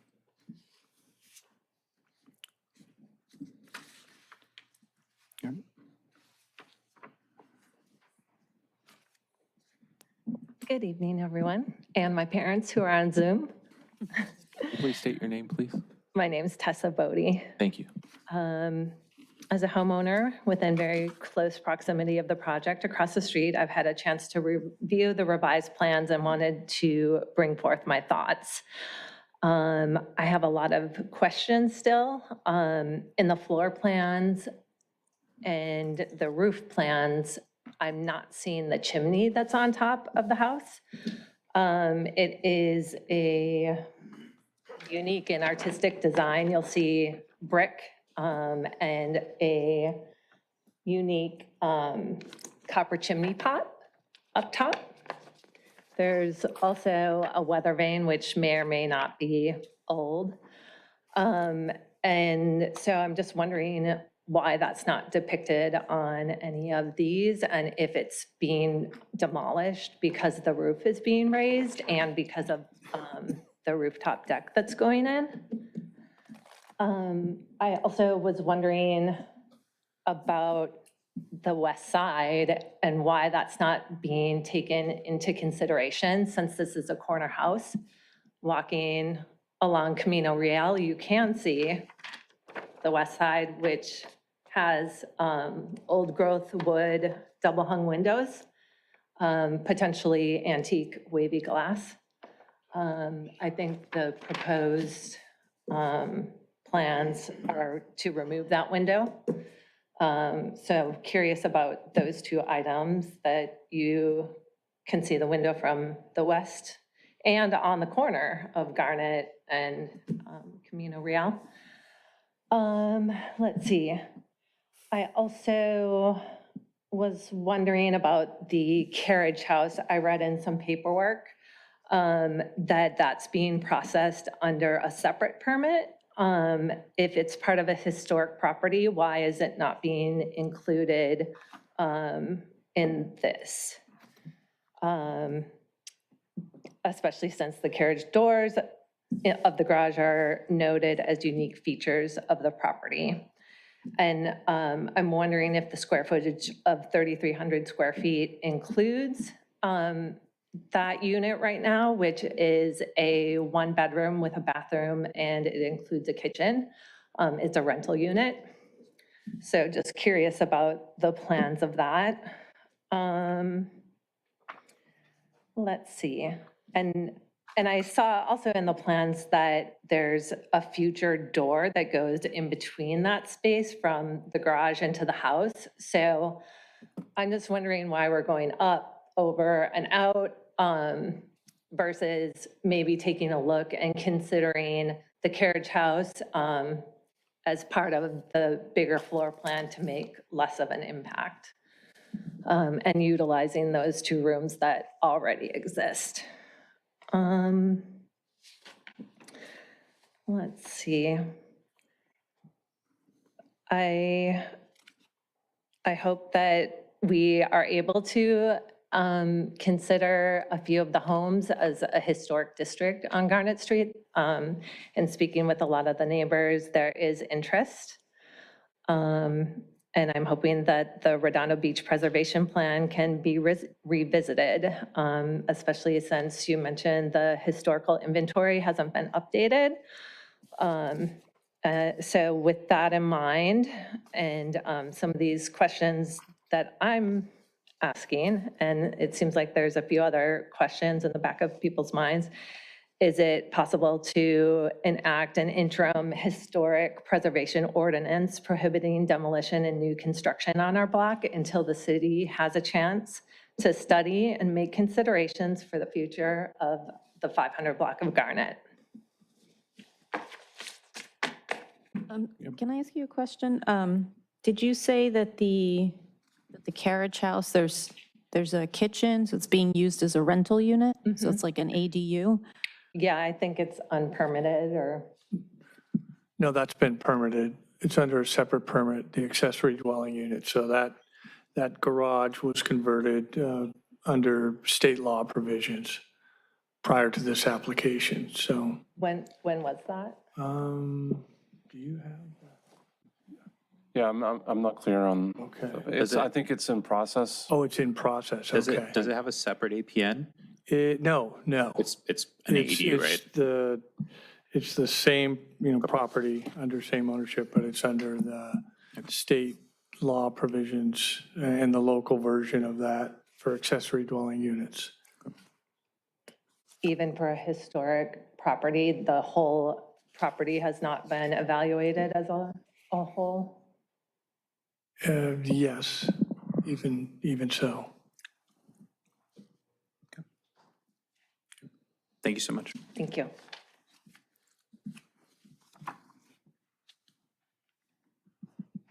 All right. Feel free. Yep, feel free.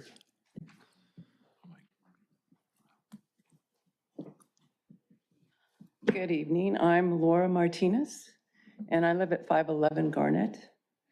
I don't have any technical questions. Tessa did a good job of digging a little deeper than I had the time to do, but I'm here to just talk about my concerns about the look and feel of the neighborhood with going forward with this project.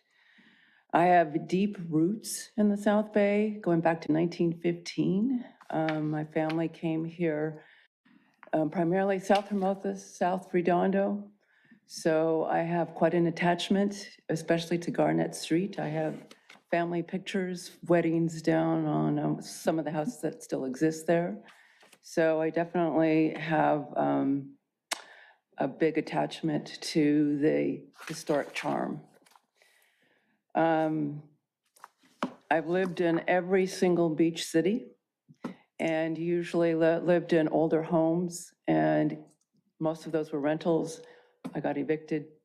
They were torn down and a big McMansion built. So when I found this home on Garnet Street, I was thrilled and I felt like I was coming back home. And just, quickly to wrap up, Kim and I did speak. I did sign my approval for her renovation. It was just a quick 5-minute discussion, and we talked about the historic charm of the house and all the houses. I wasn't aware of, and I know it's not technically an issue, of doubling the size of the square footage or the addition to the garage. I would say that if I have a big concern, it's the addition to the top of the garage, We all have small little barn-style garages, and on that street, there's no second stories to the garages, so it looks a little out of place to me. I see this design and I see it's very beautiful, but it doesn't look historical to me anymore. So with that, I would like to have my name removed officially from the approval until we come to whatever final decisions that you and however this works out. That's it. Any questions for me? Good. Thank you so much. All right, next speaker, please.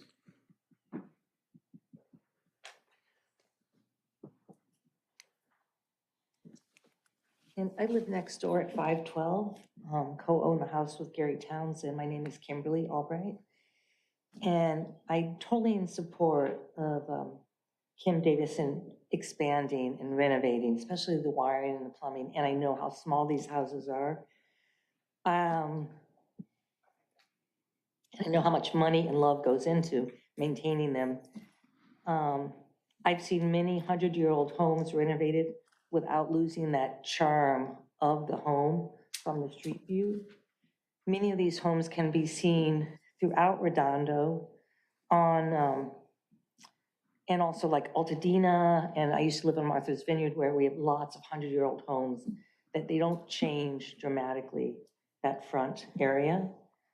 In the hearing today, you're talking, when the architect was talking, or brought up about the masonry and the foundation, I do question, like, what kind are they gonna use? Are they gonna take out all the brick? Because you can sister the foundation internally of the smaller home. And there's concerns if they're gonna totally lift that house up, what is it gonna do to the houses, our house and the house behind? Structurally, we are on really soft sand. And then I know now it's sort of been said, it doesn't, not really looking at the square footage of other homes that renovated, but it did make me, when you guys were talking about it, it's like, what are those homes that put on second stories? What is that addition? How big is that addition? Because I think it does, this lot is a big lot, but is it gonna, how much is it really gonna change the view of the whole neighborhood and the house? So those are just two questions that came up as everyone else was talking. You know, I wonder about these, about the renderings. I see the big tree on the far right above sort of what we call the roof, the porch, or the rooftop porch patio. Is that the tree that's being removed? And if so, why are we including it in the renovation, in these renderings, if it's not gonna be there? Concerning the trees that got brought up on the South Street, there's some pine trees there, but again, what's gonna be replaced there? What is this? There's a tree that looks like it's right behind the house, but it's further back. Or is that a new tree that's being put in there? Just a little concerned about the trees and what's going on. Once you remove that large tree that's causing all the plumbing issues, that removal of that tree, all the plants and trees are connected. That's gonna affect the 40, 60-year-old tree that we have on our property. It's gonna affect the shade that it gives that tree. So is that 60-year-old tree of 512 Garnet, is that gonna die because we're cutting down this 30-foot tall tree? You know, I also have questions about this second story behind the AUD unit. I feel that looks a little bit off. And I see that they did sort of shift it a little bit. It's hard to really see it in these renderings on how much has changed. And then there's a note on the plans about a guardrail. Like, how is that gonna show up when we're looking at the front facing of the house? What's that guardrail gonna be? And just looking at how is this renovation, is it necessary to keep it in line with the other historical houses on the street? And,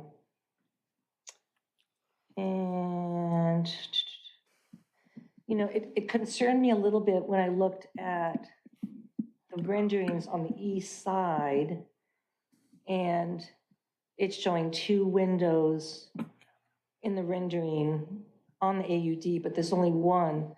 So it got me thinking, like, what are these plans being changed for our view, but they're not, like, even if the first rendering isn't correct, what else isn't correct?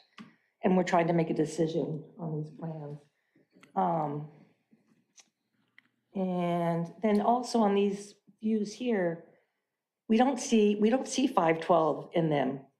Like, what, it looks like the house is in a prairie. So on the second rendering that was shown in February, it shows, well, that's only, there's 6 feet, less than 6 feet between our 2 buildings. It doesn't really show how close that is and that that's a public walkway. And yeah, I had the question too, are there plans in the future for the ADU and the house to be connected? Because there is notes in the floor plan that says future door. So are we really looking, yeah, what's this, is this a rental that's now going from a very small 3-bedroom house with a bathroom that's not functioning on the top floor to a house with 5 to 6 bedrooms? Anyway, that's sort of questioning that too. It's sort of like, why is there a future plan for a future door on the plans? So like full disclosure, I want full disclosure if I'm looking at this, and I want you guys to have it too if you're trying to make a decision on should this project go forward. And then at the meeting in February, it was talked about that the lemon tree would be kept, but is that gonna be moved? And how are they gonna move it? It's an older tree, is it really gonna survive?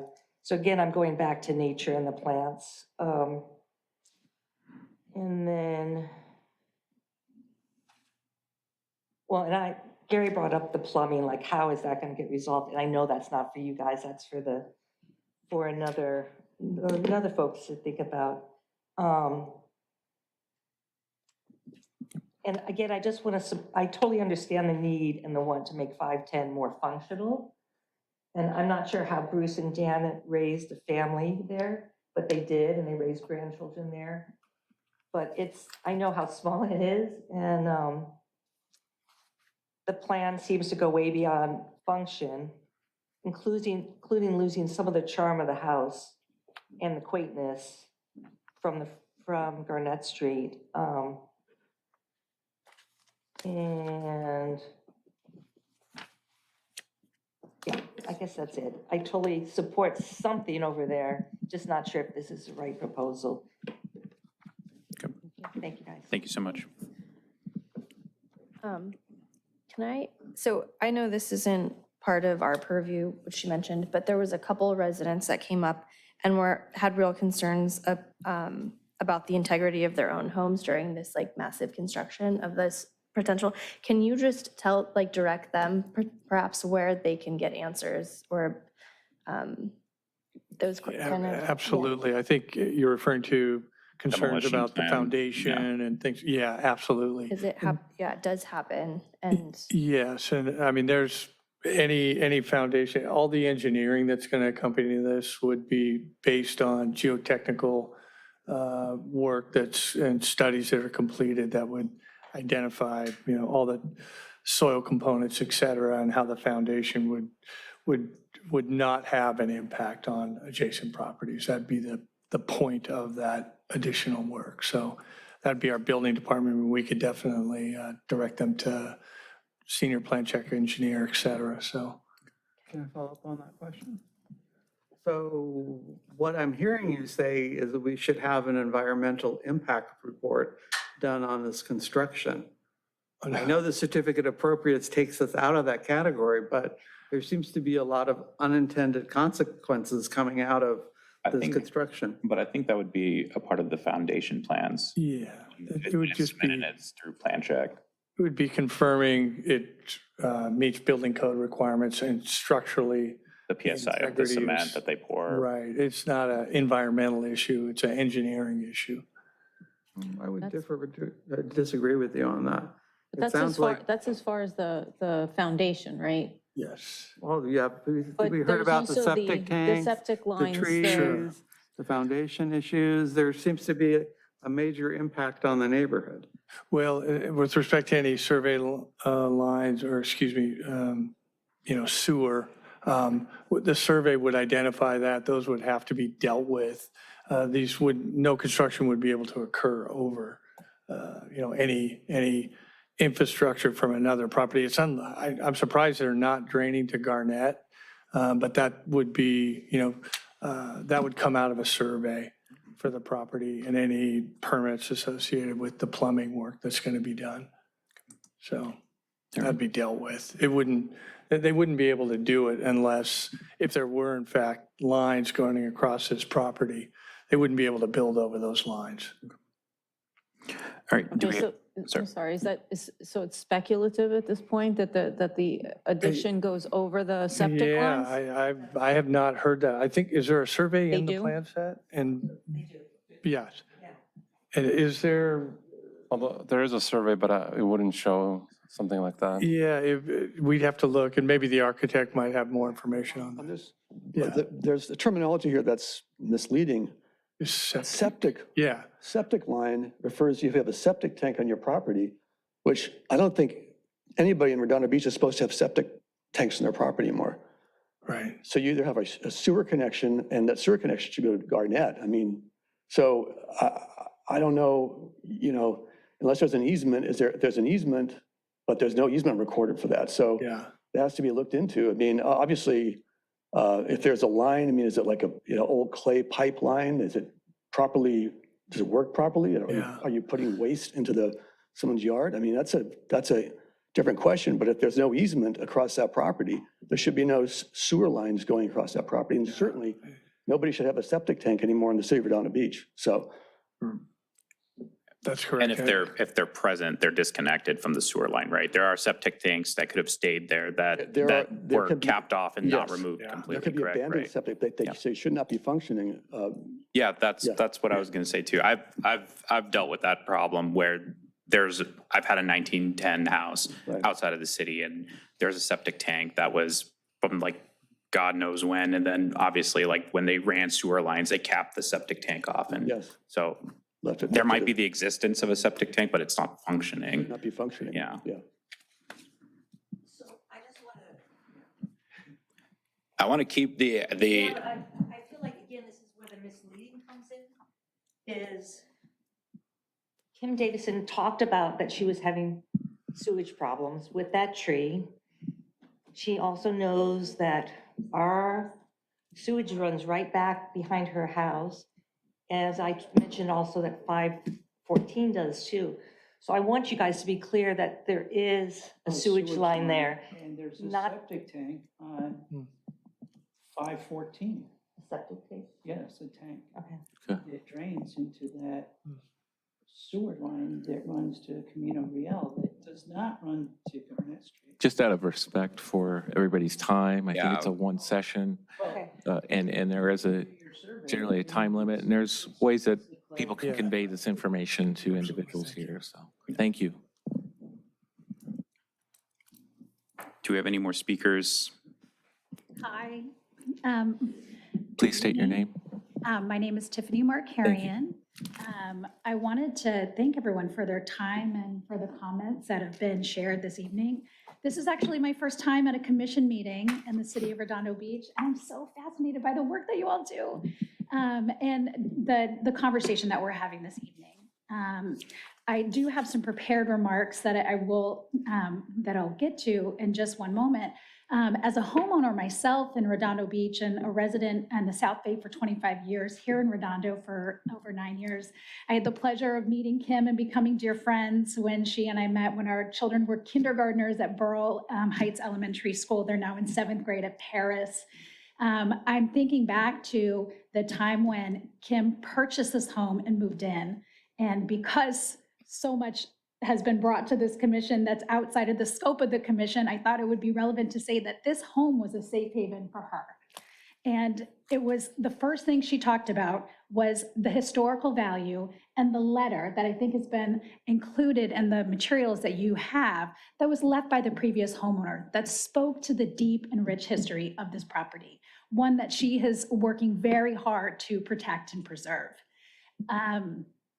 I do find it fascinating that so much is brought to you for consideration. As I was going to say, as a homeowner myself, I actually asked Mr. Prescott, I said, if this was not a historical property, if this was not in front of a public commission, how many of the questions that are being raised would actually go answered? And his response was none. And so I just would love, is it Mr. Yusuf Fazai? I'm so sorry. Yeah, it's okay. Yusufzai.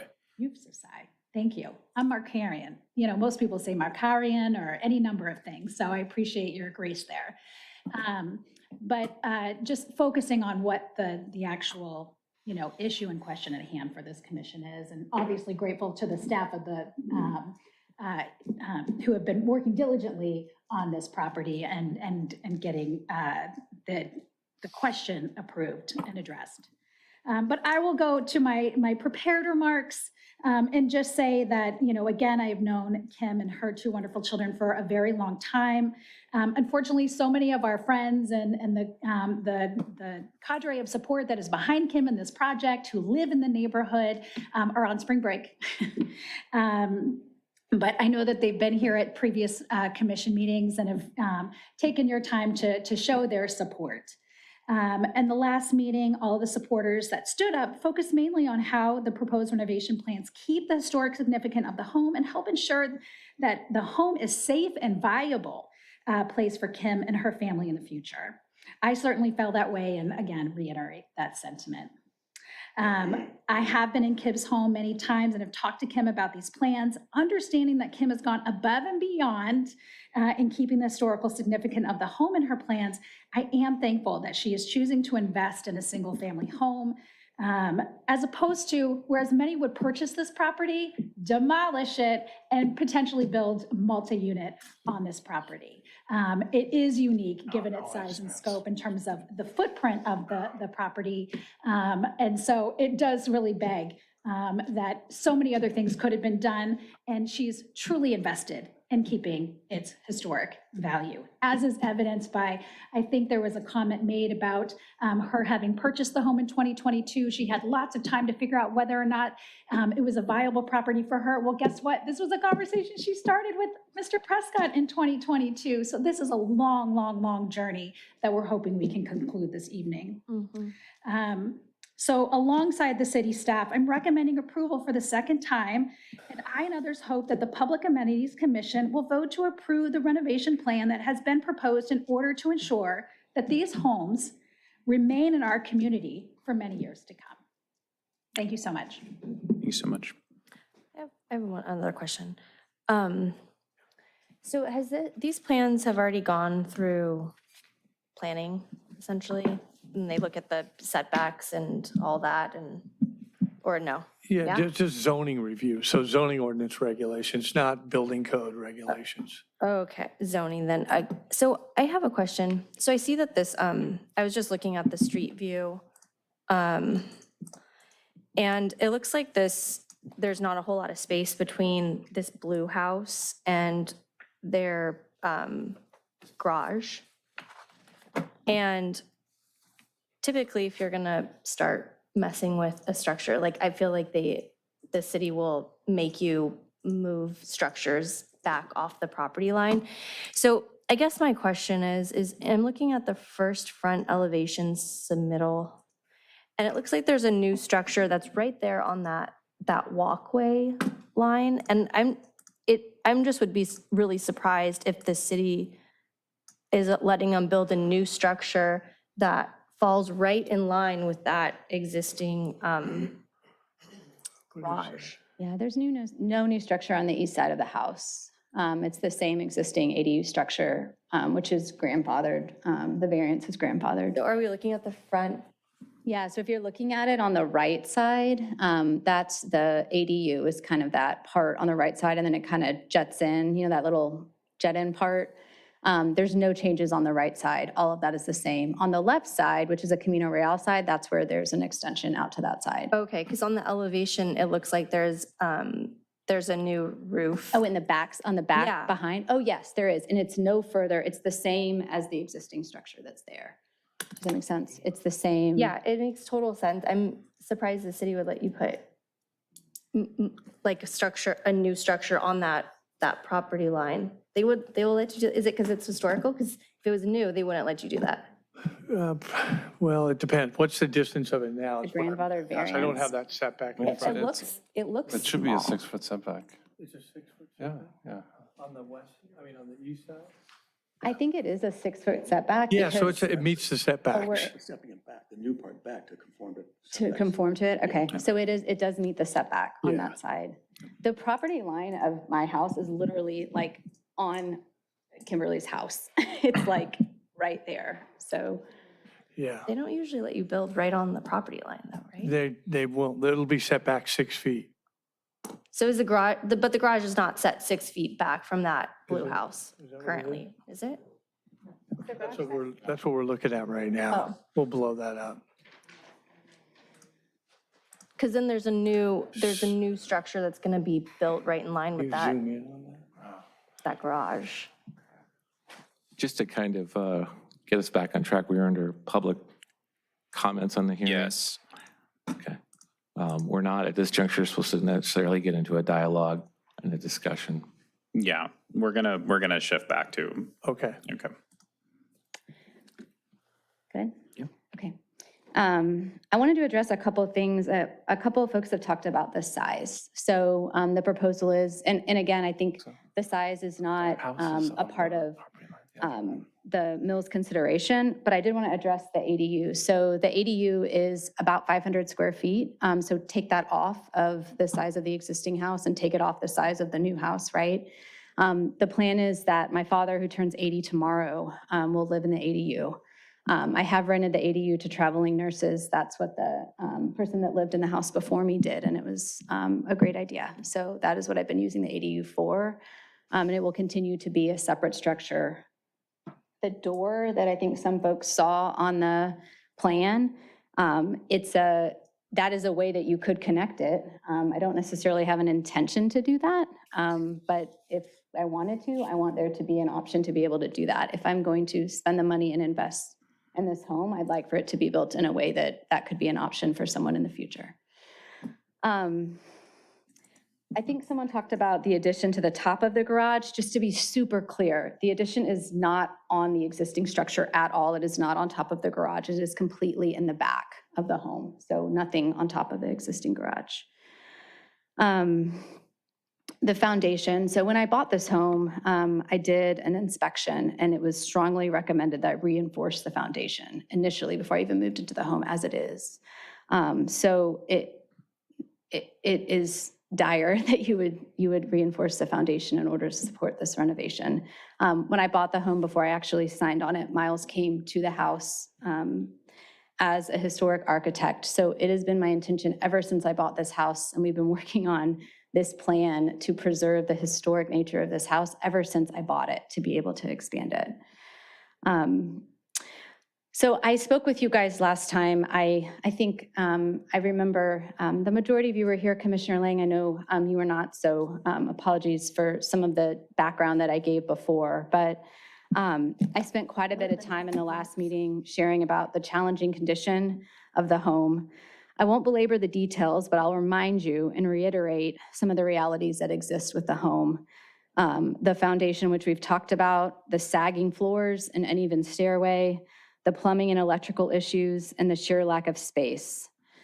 At the conclusion of the last meeting, we made, and based on the minutes that were recorded, there were 2 items that we were asked to look at. I think the city and Miles brought up 3, so I can speak to 3 as well, but there were really 2 that I remembered. It was the rooftop deck. We have modified the rooftop deck significantly, removed all of the visibility of it from the front and the side of the house. The second item was the office area on the east side of the house, which we've moved back and wrapped more around the back of the house. And then the windows. I know you brought up the windows, and that was something that we added. They're not one of the, they're not with the specific items. Okay. So when I purchased this home, I immediately found an architect that I knew cared about historic homes and had experience in historic renovations. Miles even served on the Historic Commission here in Redondo. We have spent the past 2.5 years designing a home that celebrates the history of this historic structure, but also provides the space needed to support a family. We heard your feedback at the last meeting, and we really took them to heart and made changes to address these concerns. Our rule book, if you will, is a certificate of appropriation. So that is appropriateness, and that is what we are supposed to be basing our decision on. Ultimately, that is what we are called to abide by to renovate a Mills home.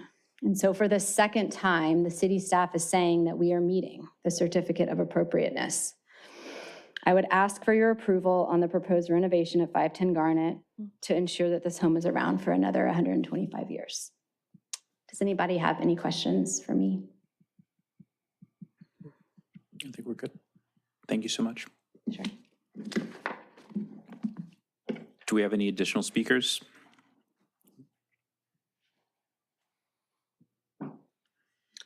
Hi, my name is Brett Anderson. I appreciate the opportunity to talk about the house at 510 Garnet. So lots of information has been shared. I think some of it not really applicable to the actual question at hand. However, it's great to talk about all of that. There's one additional aspect though that I think hasn't been addressed yet, and I'd like to talk to you about that.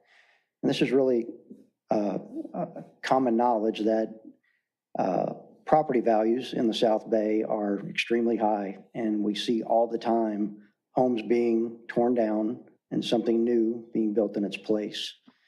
Kim is doing everything that she can to avoid that happening to this property. And so I hope you see that with the care that she has taken in hiring this architect and working for this extensive length of time, working with the city staff to try to come up with this, I think, wonderful design that does maintain the historic integrity of this house. So a couple of things about this property that I think you ought to know.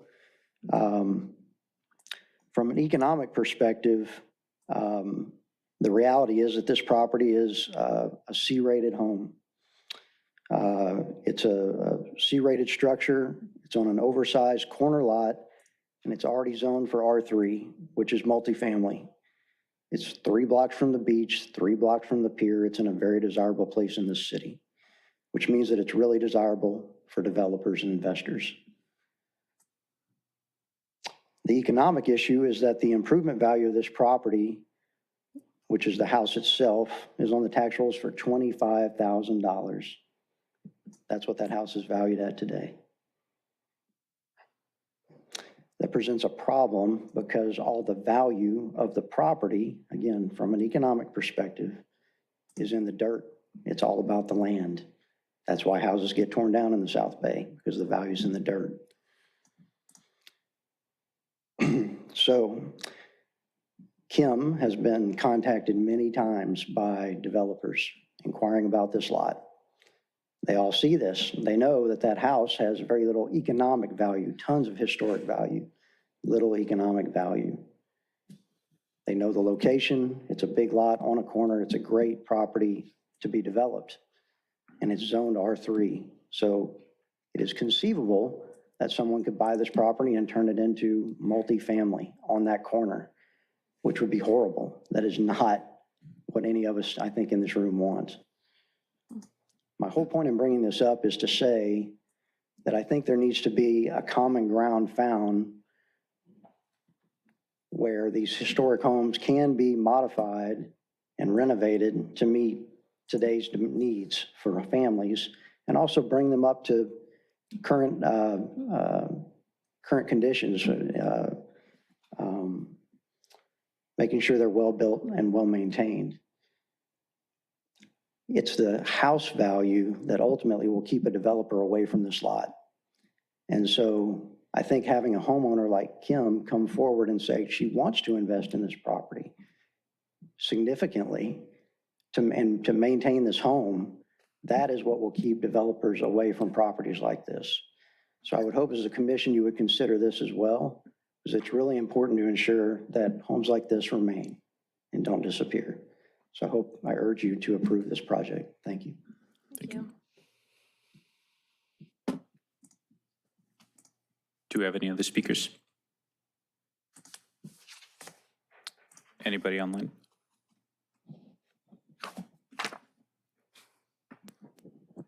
There are no e-comments for attendees. All right. Does anybody have a motion to close the public hearing? So moved. All right. All in favor? Aye. Okay. Now, I believe we move to discussions amongst the commission. Commissioner Morocco, would you like to go first? No, I'd like to go last. Commissioner Lang? Oh, wait. All right, guys, we gotta make moves. So, I'll go. okay. All right, so I am in favor of the improvements. I walked the neighborhood. Several questions. First of all, it's not a homogeneous neighborhood. The houses look different. About half of them probably have the original look. The other half have been renovated similar to 510. You know, do we have precedents? Yes, we have precedents. Out of 17 houses on the 500 block, 4 have current second-story additions. So we have precedents we have a legal precedence or a precedence in alterations. The 4 houses that have 2 stories, right across the street's 505, the big green structure, which is, it looks larger than it is. It's 2,000 square feet, but it looks huge. So I don't, that house doesn't quite fit the original scheme of the neighborhood, right? But the changes were made, right? It's a relatively busy street. It's kind of wide. It's not a sleepy street. Parallels Torrance, and you get traffic coming down from Prospect. So it's not a easy walk neighborhood, if that makes any sense. I don't see the garage structures being that common in the neighborhood. You know, 510 has a garage. I think 512 has a garage. I don't see a lot of, 501 doesn't have a garage structure on the front. So I don't see too many garage structures. I would vote no for this if the neighborhood was homogeneous and they all had a bungalow style, but they don't. I don't think it's our job to deny someone's freedom to improve your life. That's not my job. I don't think that's our job. So I think that the positives outweighs the negatives in this case to move forward with renovation. So that's my cold engineering analysis. But thank you. Thank you, Commissioner. A couple of things were brought up that I, kind of put like the exclamation point, one of them being, when we were presented with this, with the plans last month,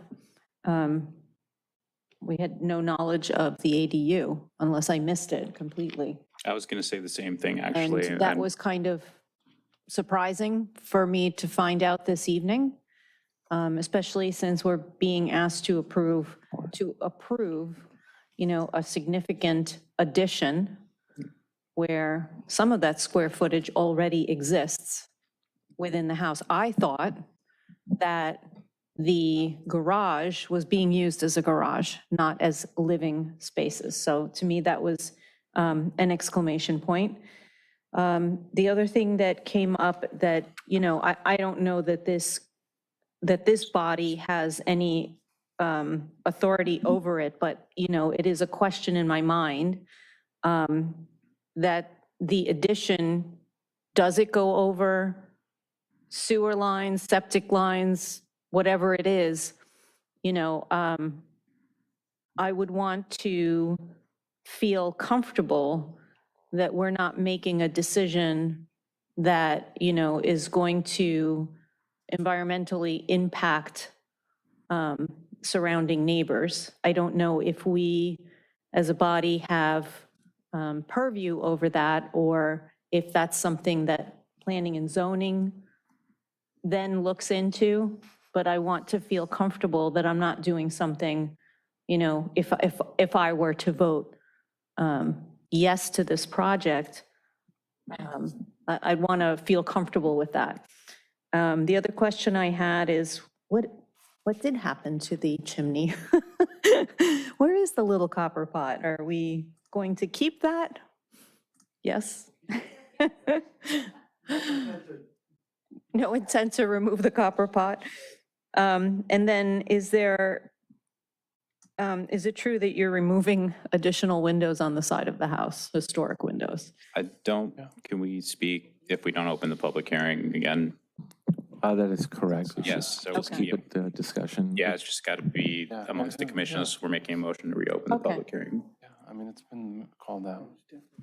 Do we want to, can I get an answer to that then? Do I want to open up the? You can make a motion to open. Can I- I'm just saying for formality purposes, we have to. All right, so Unless staff. unless staff can respond to that. Yeah, I can, the last item I cannot, I'm sorry, I was consulting with the Oh, senior yeah. planner. I apologize, but the first two items, the ADU, actually, that was disclosed at the last meeting in the staff report.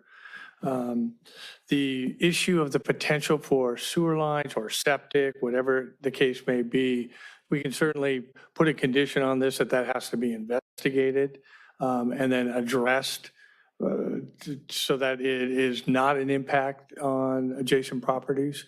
So we could certainly add something that would safeguard the neighbors if there is some sewer adjacent or through the property or septic or whatever that case may be. And then the third, I apologize, I didn't hear. Oh, what I that was issue asking about, one of the speakers mentioned that there were some windows on the, I think it was the west elevation of the house that were to be removed. And is that true? I don't know. On the west side ground floor, they would be removed and then added on the end. Okay, So so they're not going away. they're not. Let me just make sure my notes here, 1 second.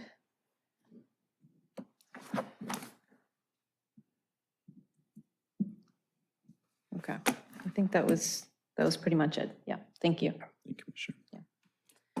Okay, so I'm leaning the other way of not approving it. My walk through the neighborhood is completely different than Commissioner Rose. It's a unique area. We don't have many of those in Redondo with that number of historic homes, and I'm looking at this as it's, and I've said this at the February meeting, it feels like it's a complete remodel. And that was before I knew that they were going to put in a new foundation, which may change the footprint completely. I don't, my note here says, you want to be able to differentiate the old from the new so that if you needed to tear it down, you could, but is it really a differential without a difference on this one? This seems, if you're taking the foundation, granted you're ripping up the guts of the house for the plumbing and the electrical, and there's no problem with that, and bringing it up to standard, but you're also, it looks like, essentially changing the outside structure as well. And at the end of the day, I'm not sure that you're actually necessarily even going to be using the same kind of lumber or anything like that. And I don't get that fuzzy feeling with it. I think it's, at this point, premature to bring it with all these questions that have been brought up that do need answers. I think it's premature for us to sign off on it. I do know that if we vote no, that there is appellate rights to either the Planning Commission or the City Council. But I am concerned that this is a brand new home that's not maintaining any of the characteristics of the original home. And based on what I heard today, it sounds like it was bought with the intention of making all these changes when it was bought. So I would like some more information, but I think it's premature at this point. Okay. So Andrew's report was really thorough, and I trust his analysis. So it's tricky because this house is, I share the same concerns with a few of the other commissioners on the podium here. And when you look at all the houses in the neighborhood, there's kind of uniform massing between them. This one sits really close to the other house, and they're going to be building it out on both sides. And I do think that the historical component in the middle is going to get lost in those two additions. We're not really going to, I think it may be unclear which side is the front of the house, essentially. I think seeing the side would be helpful, and getting some of these other questions answered. And yeah, I mean, it's hard because I have questions about this building up to this side yard. It's someone's side yard. I don't know whose, but I know that's not really in our purview. It's more in planning, but it affects the way this whole thing looks. It looks like it's right up against this other house, and you could tell that it hasn't been there.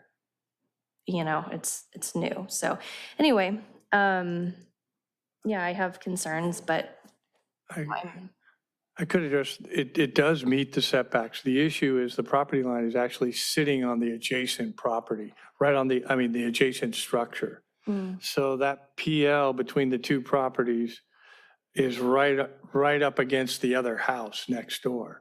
And so this house is set back or set away from that property line by 6 feet. So it definitely meets the setback requirement. So it's not going to be right up against it. and sometimes they consider the other homeowner when they're, And I think they did. There was numerous meetings, the applicant and the adjacent property owner, they talked about window placement, et cetera. And there has been a window, again, I don't know if it was added or removed, that was put in place as a result of those conversations. Okay, thank you. I don't know if that's true about numerous conversations. You just need to. All right. So I think I can appreciate everybody's commentary on, this public, hearing item. I think, there's a lot of different opinions about this. Some of them are new opinions that weren't kind of presented at the February meeting of this. I think my takeaway initially is that I do think what the commission had made recommendations to during the February meeting, the architect and the homeowner and the applicant did do what we had previously advised them to do in terms of which corrections to make. So I just want to acknowledge that, because I think that's important. I don't want to get, especially as a member of this commission, I don't want to get to a position where we're advising to make revisions and we come back and we have a new series of things. I would reserve the right to say we are entitled to ask additional things if they come up. New things come up all the time.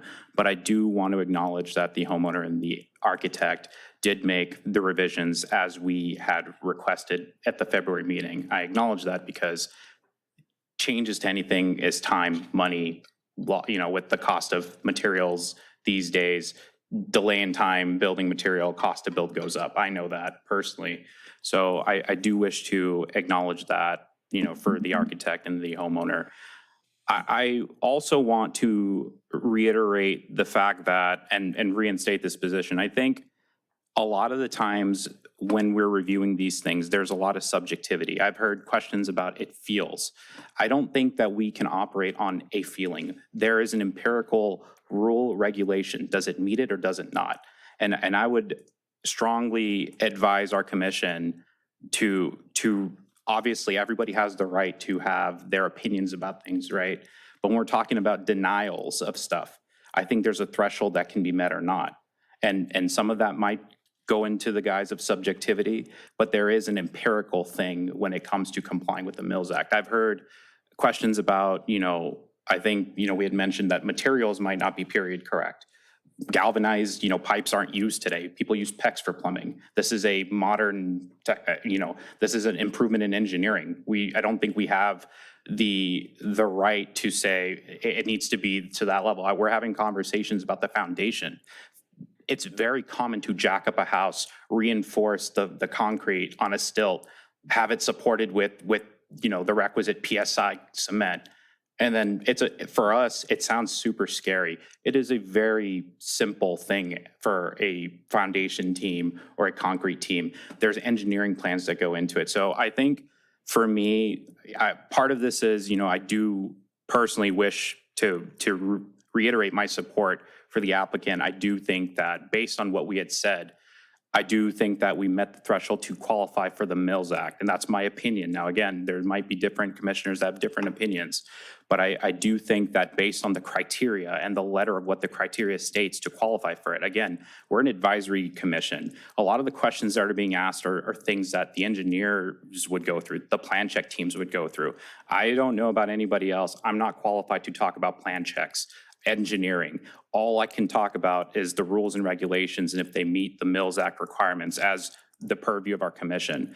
A lot of the concerns that I've heard tonight perhaps could be presented to the Planning Commission, who might have a more purview over items like this or building. I did hear certain questions about, the demo. There is usually a demolition plan submitted when it gets through plan check and before permits are pulled. All of this stuff is built into the process, but I'm just trying to go back to the fact that there is a threshold that can be met as it pertains to does this qualify for the Mills Act or not. And I think that feelings and stuff is important because we have the right to say that, but at a certain point, when we're talking about size, that's an empirical thing. Can it be met or not? There's no threshold. What is our purview on it? If there's no threshold, can I subjectively say, yeah, I don't like how it looks, but to outright say I'm going to deny somebody over how I feel about it, empirically, you can meet that threshold. So I just wanted to say that before we go to a vote. I really want to make sure that, and again, every person on this commission has their own opinion about stuff. They're entitled to, we all are. But I really want to reiterate the point that when you're talking about does it qualify for the Mills Act, did it go through the city staff approval? Did we already give a revision that, clearly the architect and the homeowner complied with? I do want to reiterate that to the commission. So that's my piece with it. Can I ask you a question? So Sure. I'm going by a city publication, and what I see is a Mills Act. Does it qualify for the Mills Act? Does it qualify for the contract for a property tax reduction? Everything else is Department of Interior. Those are the standards that we're dealing with.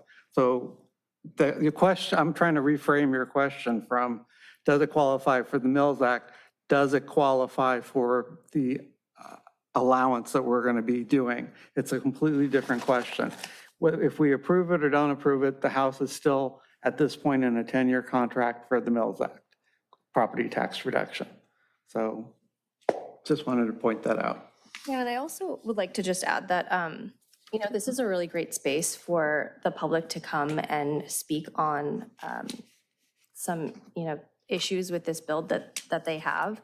And if we can direct them to planning or other resources to get their questions answered, I think that is the value of this commission. So I think we'd all like to look at this in black and white terms, but you're not an expert.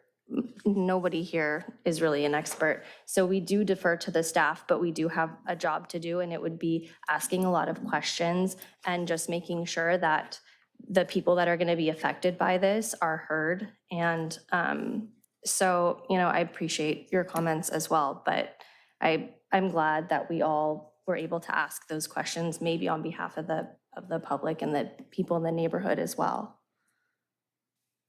Okay. All right. Shall we try to see if we can get a vote?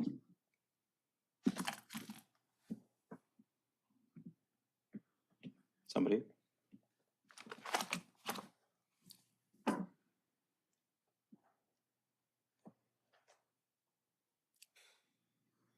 She's the one who usually reads the resolution, so. I read the resolutions. You're all looking at me. Go for it. I feel I'm in the hot seat right now. All right, I'll take a shot at this. I would like to make a conditional approval. Condition being that, I don't even know how to word it, but the situation with these sewer lines be examined, fully examined. So let me find the, where are we here? Okay. So I'd like to make a motion to conditionally approve this resolution of the Public Amenities Commission of the City of Redondo Beach approving an exemption declaration and certificate of appropriateness for an addition to the designated historic property located at 510 Garnett Street pursuant to the requirements of Chapter 4, Title 10 of the Redondo Beach Municipal Code. So just so, before we vote on it, just so I'm clear, so you're saying that you vote to approve it conditionally with the review of the demo plan or the? Or It maybe would be the review, require the potential, require that the potential for a sewer line or a sewer line investigation or sewer investigation from adjacent properties be conducted prior to the issuance of a Correct. building permit. correct, Okay. thank you. All right. Okay, I'll second that motion because it has nothing to do with the design elements now, correct? Well, I feel that I feel you're correct, the design elements that we spoke about last time were addressed. Do I feel, I hate to use that word feel, do I believe that we're altering the look of the neighborhood? I still believe that. But there were a lot of other, considerations that I think make sense to me, and I would hate for the applicant to decide to remove the house from the historic registry and, sell the land. That would be a bad thing for Redondo. So we have a vote on the table, so I'm just gonna, Yes. I'll second it and we'll go to a vote. Okay, so all in favor? Aye. Aye. Aye. Aye. No. Okay.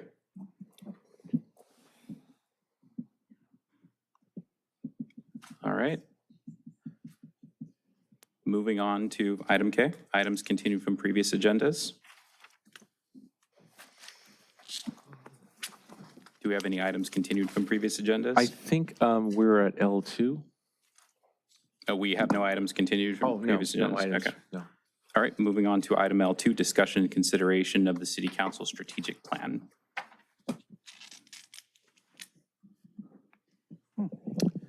Commissioner Morocco, would you like to discuss anything regarding the strategic plan? Yep. Did we even get the strategic plan in our packet? Yeah, it was But there was attached. no public amenity elements that I saw. There were two items that involved the library, well, two involved the library, one involved library and community services. Those are items that we're wanting to work on, but we're open to any sort of suggestions or comments. Possibility of also attached was an example letter by Harbor Commission providing some input on some projects there.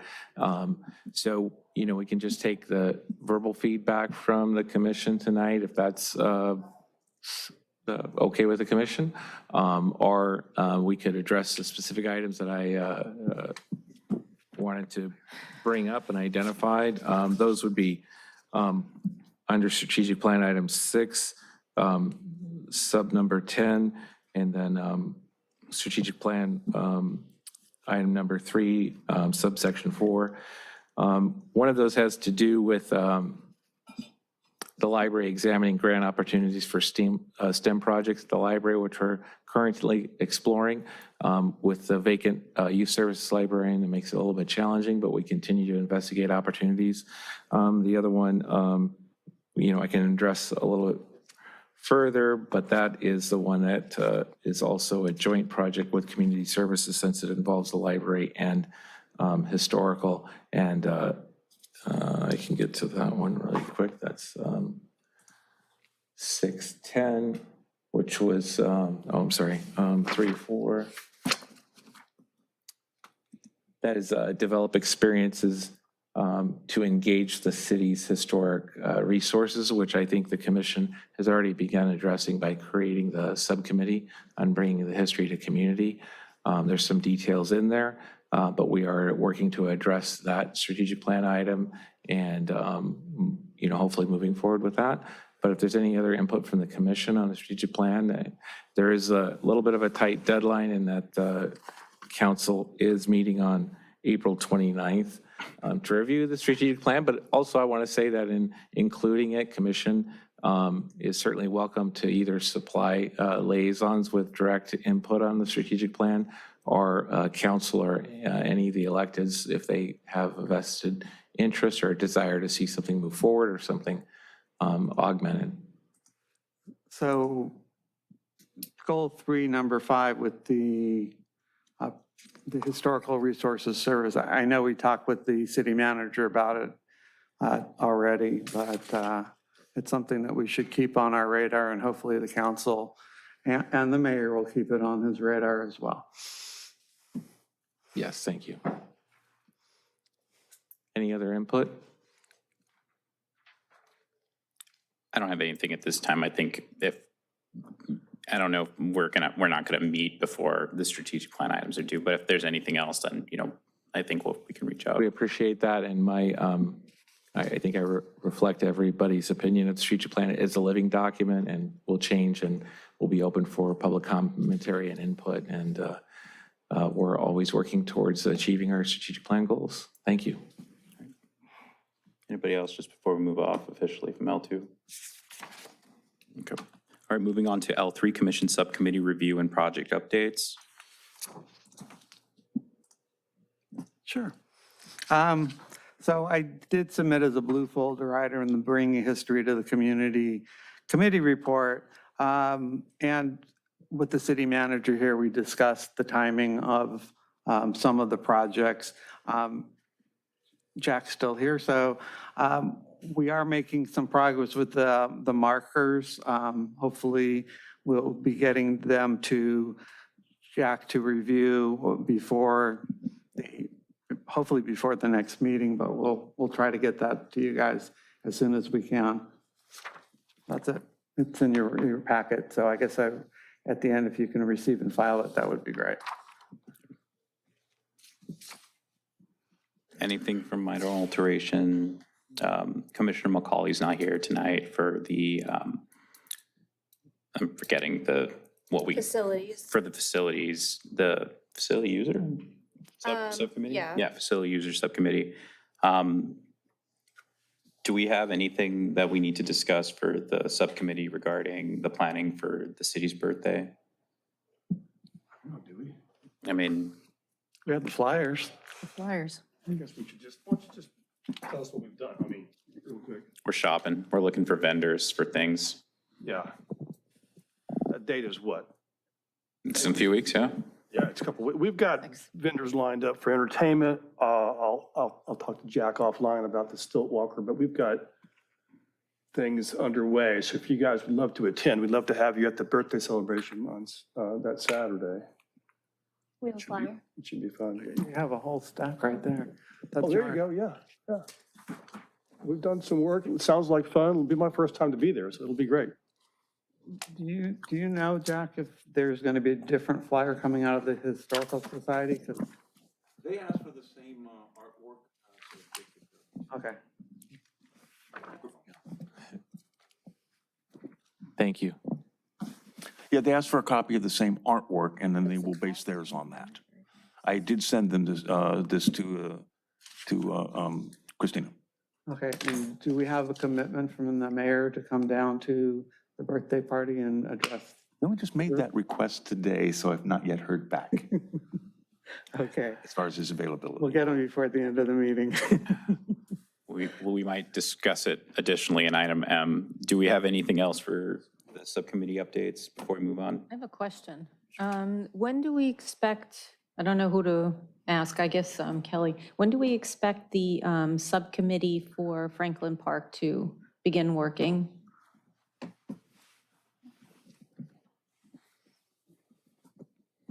So for that subcommittee, I know that we are working on getting that reinvigorated within the next month or two. So you should hear from us pretty soon, at least on scheduling some potential meeting dates. Okay, thank you. Of course. You say that was for Franklin Park? Yeah, Franklin Park. Can I just get a confirmation who's on the Franklin Park Playground Subcommittee? Because Commissioner McCauley gave me a spot at the last meeting, and it says Caldwell and Usasai.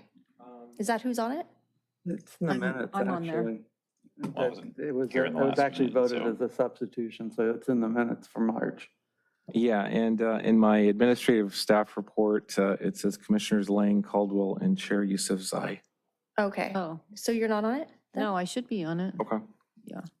We can make that Also, are you on? amendment, but I believe that there was a limit. I think we have to keep it a maximum of 3 on a subcommittee. I can Yeah. remove, I can remove myself So- for the Franklin Park subcommittee, right? Yeah, I can remove myself from that. Okay, I don't- then we can make that change, and if it's, Yeah, then we'll move forward with that configuration, and I'll work to update the admin report for next meeting. Thank you. I did have one last question regarding subcommittee updates. I know we had spoken about this at a previous meeting. I can't remember if it was the January or the February one. It might have been February. I think we shelved the January one regarding the bylaws subcommittee. Well, I'm glad you brought that up. Yeah, I'm glad I did too. Thank you. Yes, as I understand it, council is working on revising the rules of order for meetings, and that should be reflected in commission. So then, as far as the substance of the bylaws, I think that will be reflected in commission bylaws moving forward. So we didn't want to make any movement on that until council had a chance to approve those rules. So as soon as that progresses, then we'll have more updates for you. Thank you. Can I just ask one more question about, so the facilities user subcommittee? I was on that previously. I thought I was on it again, but now it's Macaulay, Galassi, and. No, I was not on facilities. Okay, so I think it's me. I think it's- So just make yeah. that note too. So I'm on facilities. Yeah. It's not Commissioner Galassi. Right. I think they're mixing us up. Yeah. I think they are A few too. times Just the that's two happened. females. Yeah. It's intentional. Don't worry We about can it. go They're back and, interchangeable. I apologize for that. We'll correct that. yeah, and we can go back It's the through. minute, it's the Yeah. the Yeah. minutes. We can go back through the minutes pretty easily and just confirm that as Okay. well. So yeah, we'll make sure it gets updated. Sorry about that. Just finish out the birthday discussion. I'll test the audiovisual acuity, zoom in on this. So real quick, we haven't announced it, but we're going to have a face painter, balloon artist. We're going to have a stilt walker. Is this confirmed or are we speaking for? I've got a contract. Oh, okay. The contract is executed. Yeah, and I'm not sure about the stilt walker. We've got snacks He's a and Jesuit, and refreshments, so we didn't discuss this. We were both missing last Walker's time. good to go. All right, so we got All right. entertainment, we've got popcorn, snacks, and children. That's all we need. We also have information tables from the Historical Yes. Society, who is also providing the cake. And we also have the Recreation Department will be manning a table, talking about offerings that are available. And I believe the Chamber of Commerce is going to come and man a table. Is the And library Don't coming? forget the library. Yeah. Should be there. Of course. And fire trucks and police officers too. Fire trucks will be there, and the police officers are providing the popcorn. It's going to we be go. it's going to be a proper party. So, yep. All right, excellent. Thank you. Can I Thanks for move we taking that on. refile these committee reports? Do we have to make a motion? Well, the museum and the Morel House will both be open for tours at the same time. Yeah, as a matter of formality, we should go ahead and receive and file the report. Okay. You would make the motion. I thought I just did, move to receive and file the written and the oral reports. Okay, I'll second it. All in favor? Aye. Aye. Okay, moving on to item M, items from staff. Anything? Kelly? I don't have anything. Just one thing that I keep forgetting to mention at every meeting. I would encourage all commissioners, if you haven't already, please sign up for the library newsletter. It's on our website, and keep updated on the library events. Thank you. Okay.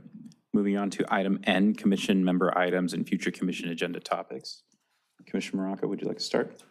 I have no other topics. It's all in the report, and when the staff sets it on the agenda, then we'll discuss it.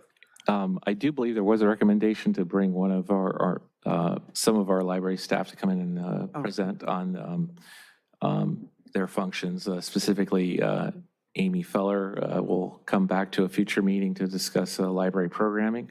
And also one of our librarians will be coming back to speak about all of our e-resources and online databases and how the collections are developed and brought back. They were excellent presentations for Library Commission, and I think it would raise awareness for this commission as well. So thank you. And the summer book program too.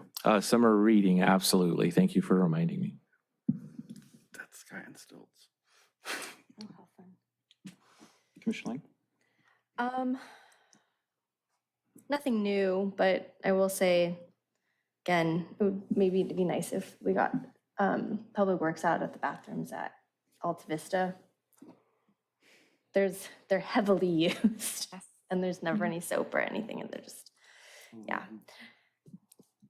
Even if maybe the soap, they put it in the like snack shack and the parents could put it, refresh it. I don't know if that's possible, but anything to help. Yeah, I know there's usually a special key that goes with it, so it's not usually as simple as just kind of locking it in, but we'll continue to connect with our Public Works team and see what's possible. Thank you. Nothing for me. Thank you. Commissioner Lang, would you entertain agendizing, looking at that strip of land there at Aviation Park for the North Redondo Community Garden? Yes, I would love to. It's on my list. Awesome. But I can add it to the agenda. Are you wanting me to come back with feedback for the commission? Would that be something? Yeah, well, I'd love to have, some sort of presentation and, discussion about it at within our body. Okay. And see, if we can potentially move forward. Yeah. Yeah, I think that was a really good suggestion, Aviation Park. So maybe you can point out, I think I know which area you're talking about, but. Yeah, it's between Aviation Boulevard itself and the track. So there's that narrow strip of land where originally it was discussed that maybe we could do a row of pickleball courts there, but it really wasn't an appropriate place for the pickleball courts. However, because you had to take out it's all the good, trees. good space for a community garden based on, the fact that there's a lot of light. There are facilities, there's water, so it might be an opportunity for us to get a North Redondo Beach community garden. Okay. You want me to request we put it on the agenda? Is that what, or you just want me to? Do I request that? Either one of you can. Okay, I'll make a motion, yes. request then. How's that? Second. Okay. Do you vote? All right, all in favor? Aye.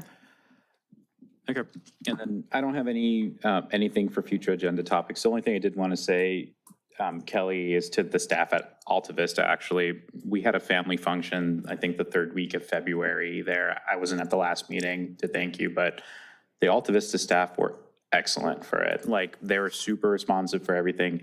In fact, so many people that were at the park kept popping their heads into the community center and kept asking me, we didn't know that we can plan things at the community center or the picnic shelter. And like that happened multiple times to where people in the party were literally like, Masood, I think they keep wanting to ask you, like, who do you speak with? So I thought that was excellent. The staff were super helpful for everything. And I can't speak to the bathroom stuff, but they were excellent. On the other side. So I did want to personally say, like, the staff were excellent as it pertained to Alta Vista. Well, thank you. We really appreciate it. And I'm happy to hear that you had such a good experience, and I'll definitely share it with the team. Yeah, those bathrooms are good. Those are the good bathrooms. Okay. All right, moving on to item O, adjournment. Can we have someone make the motion to adjourn? I move to adjourn. All right, I'll second it. All in favor? Aye. Aye.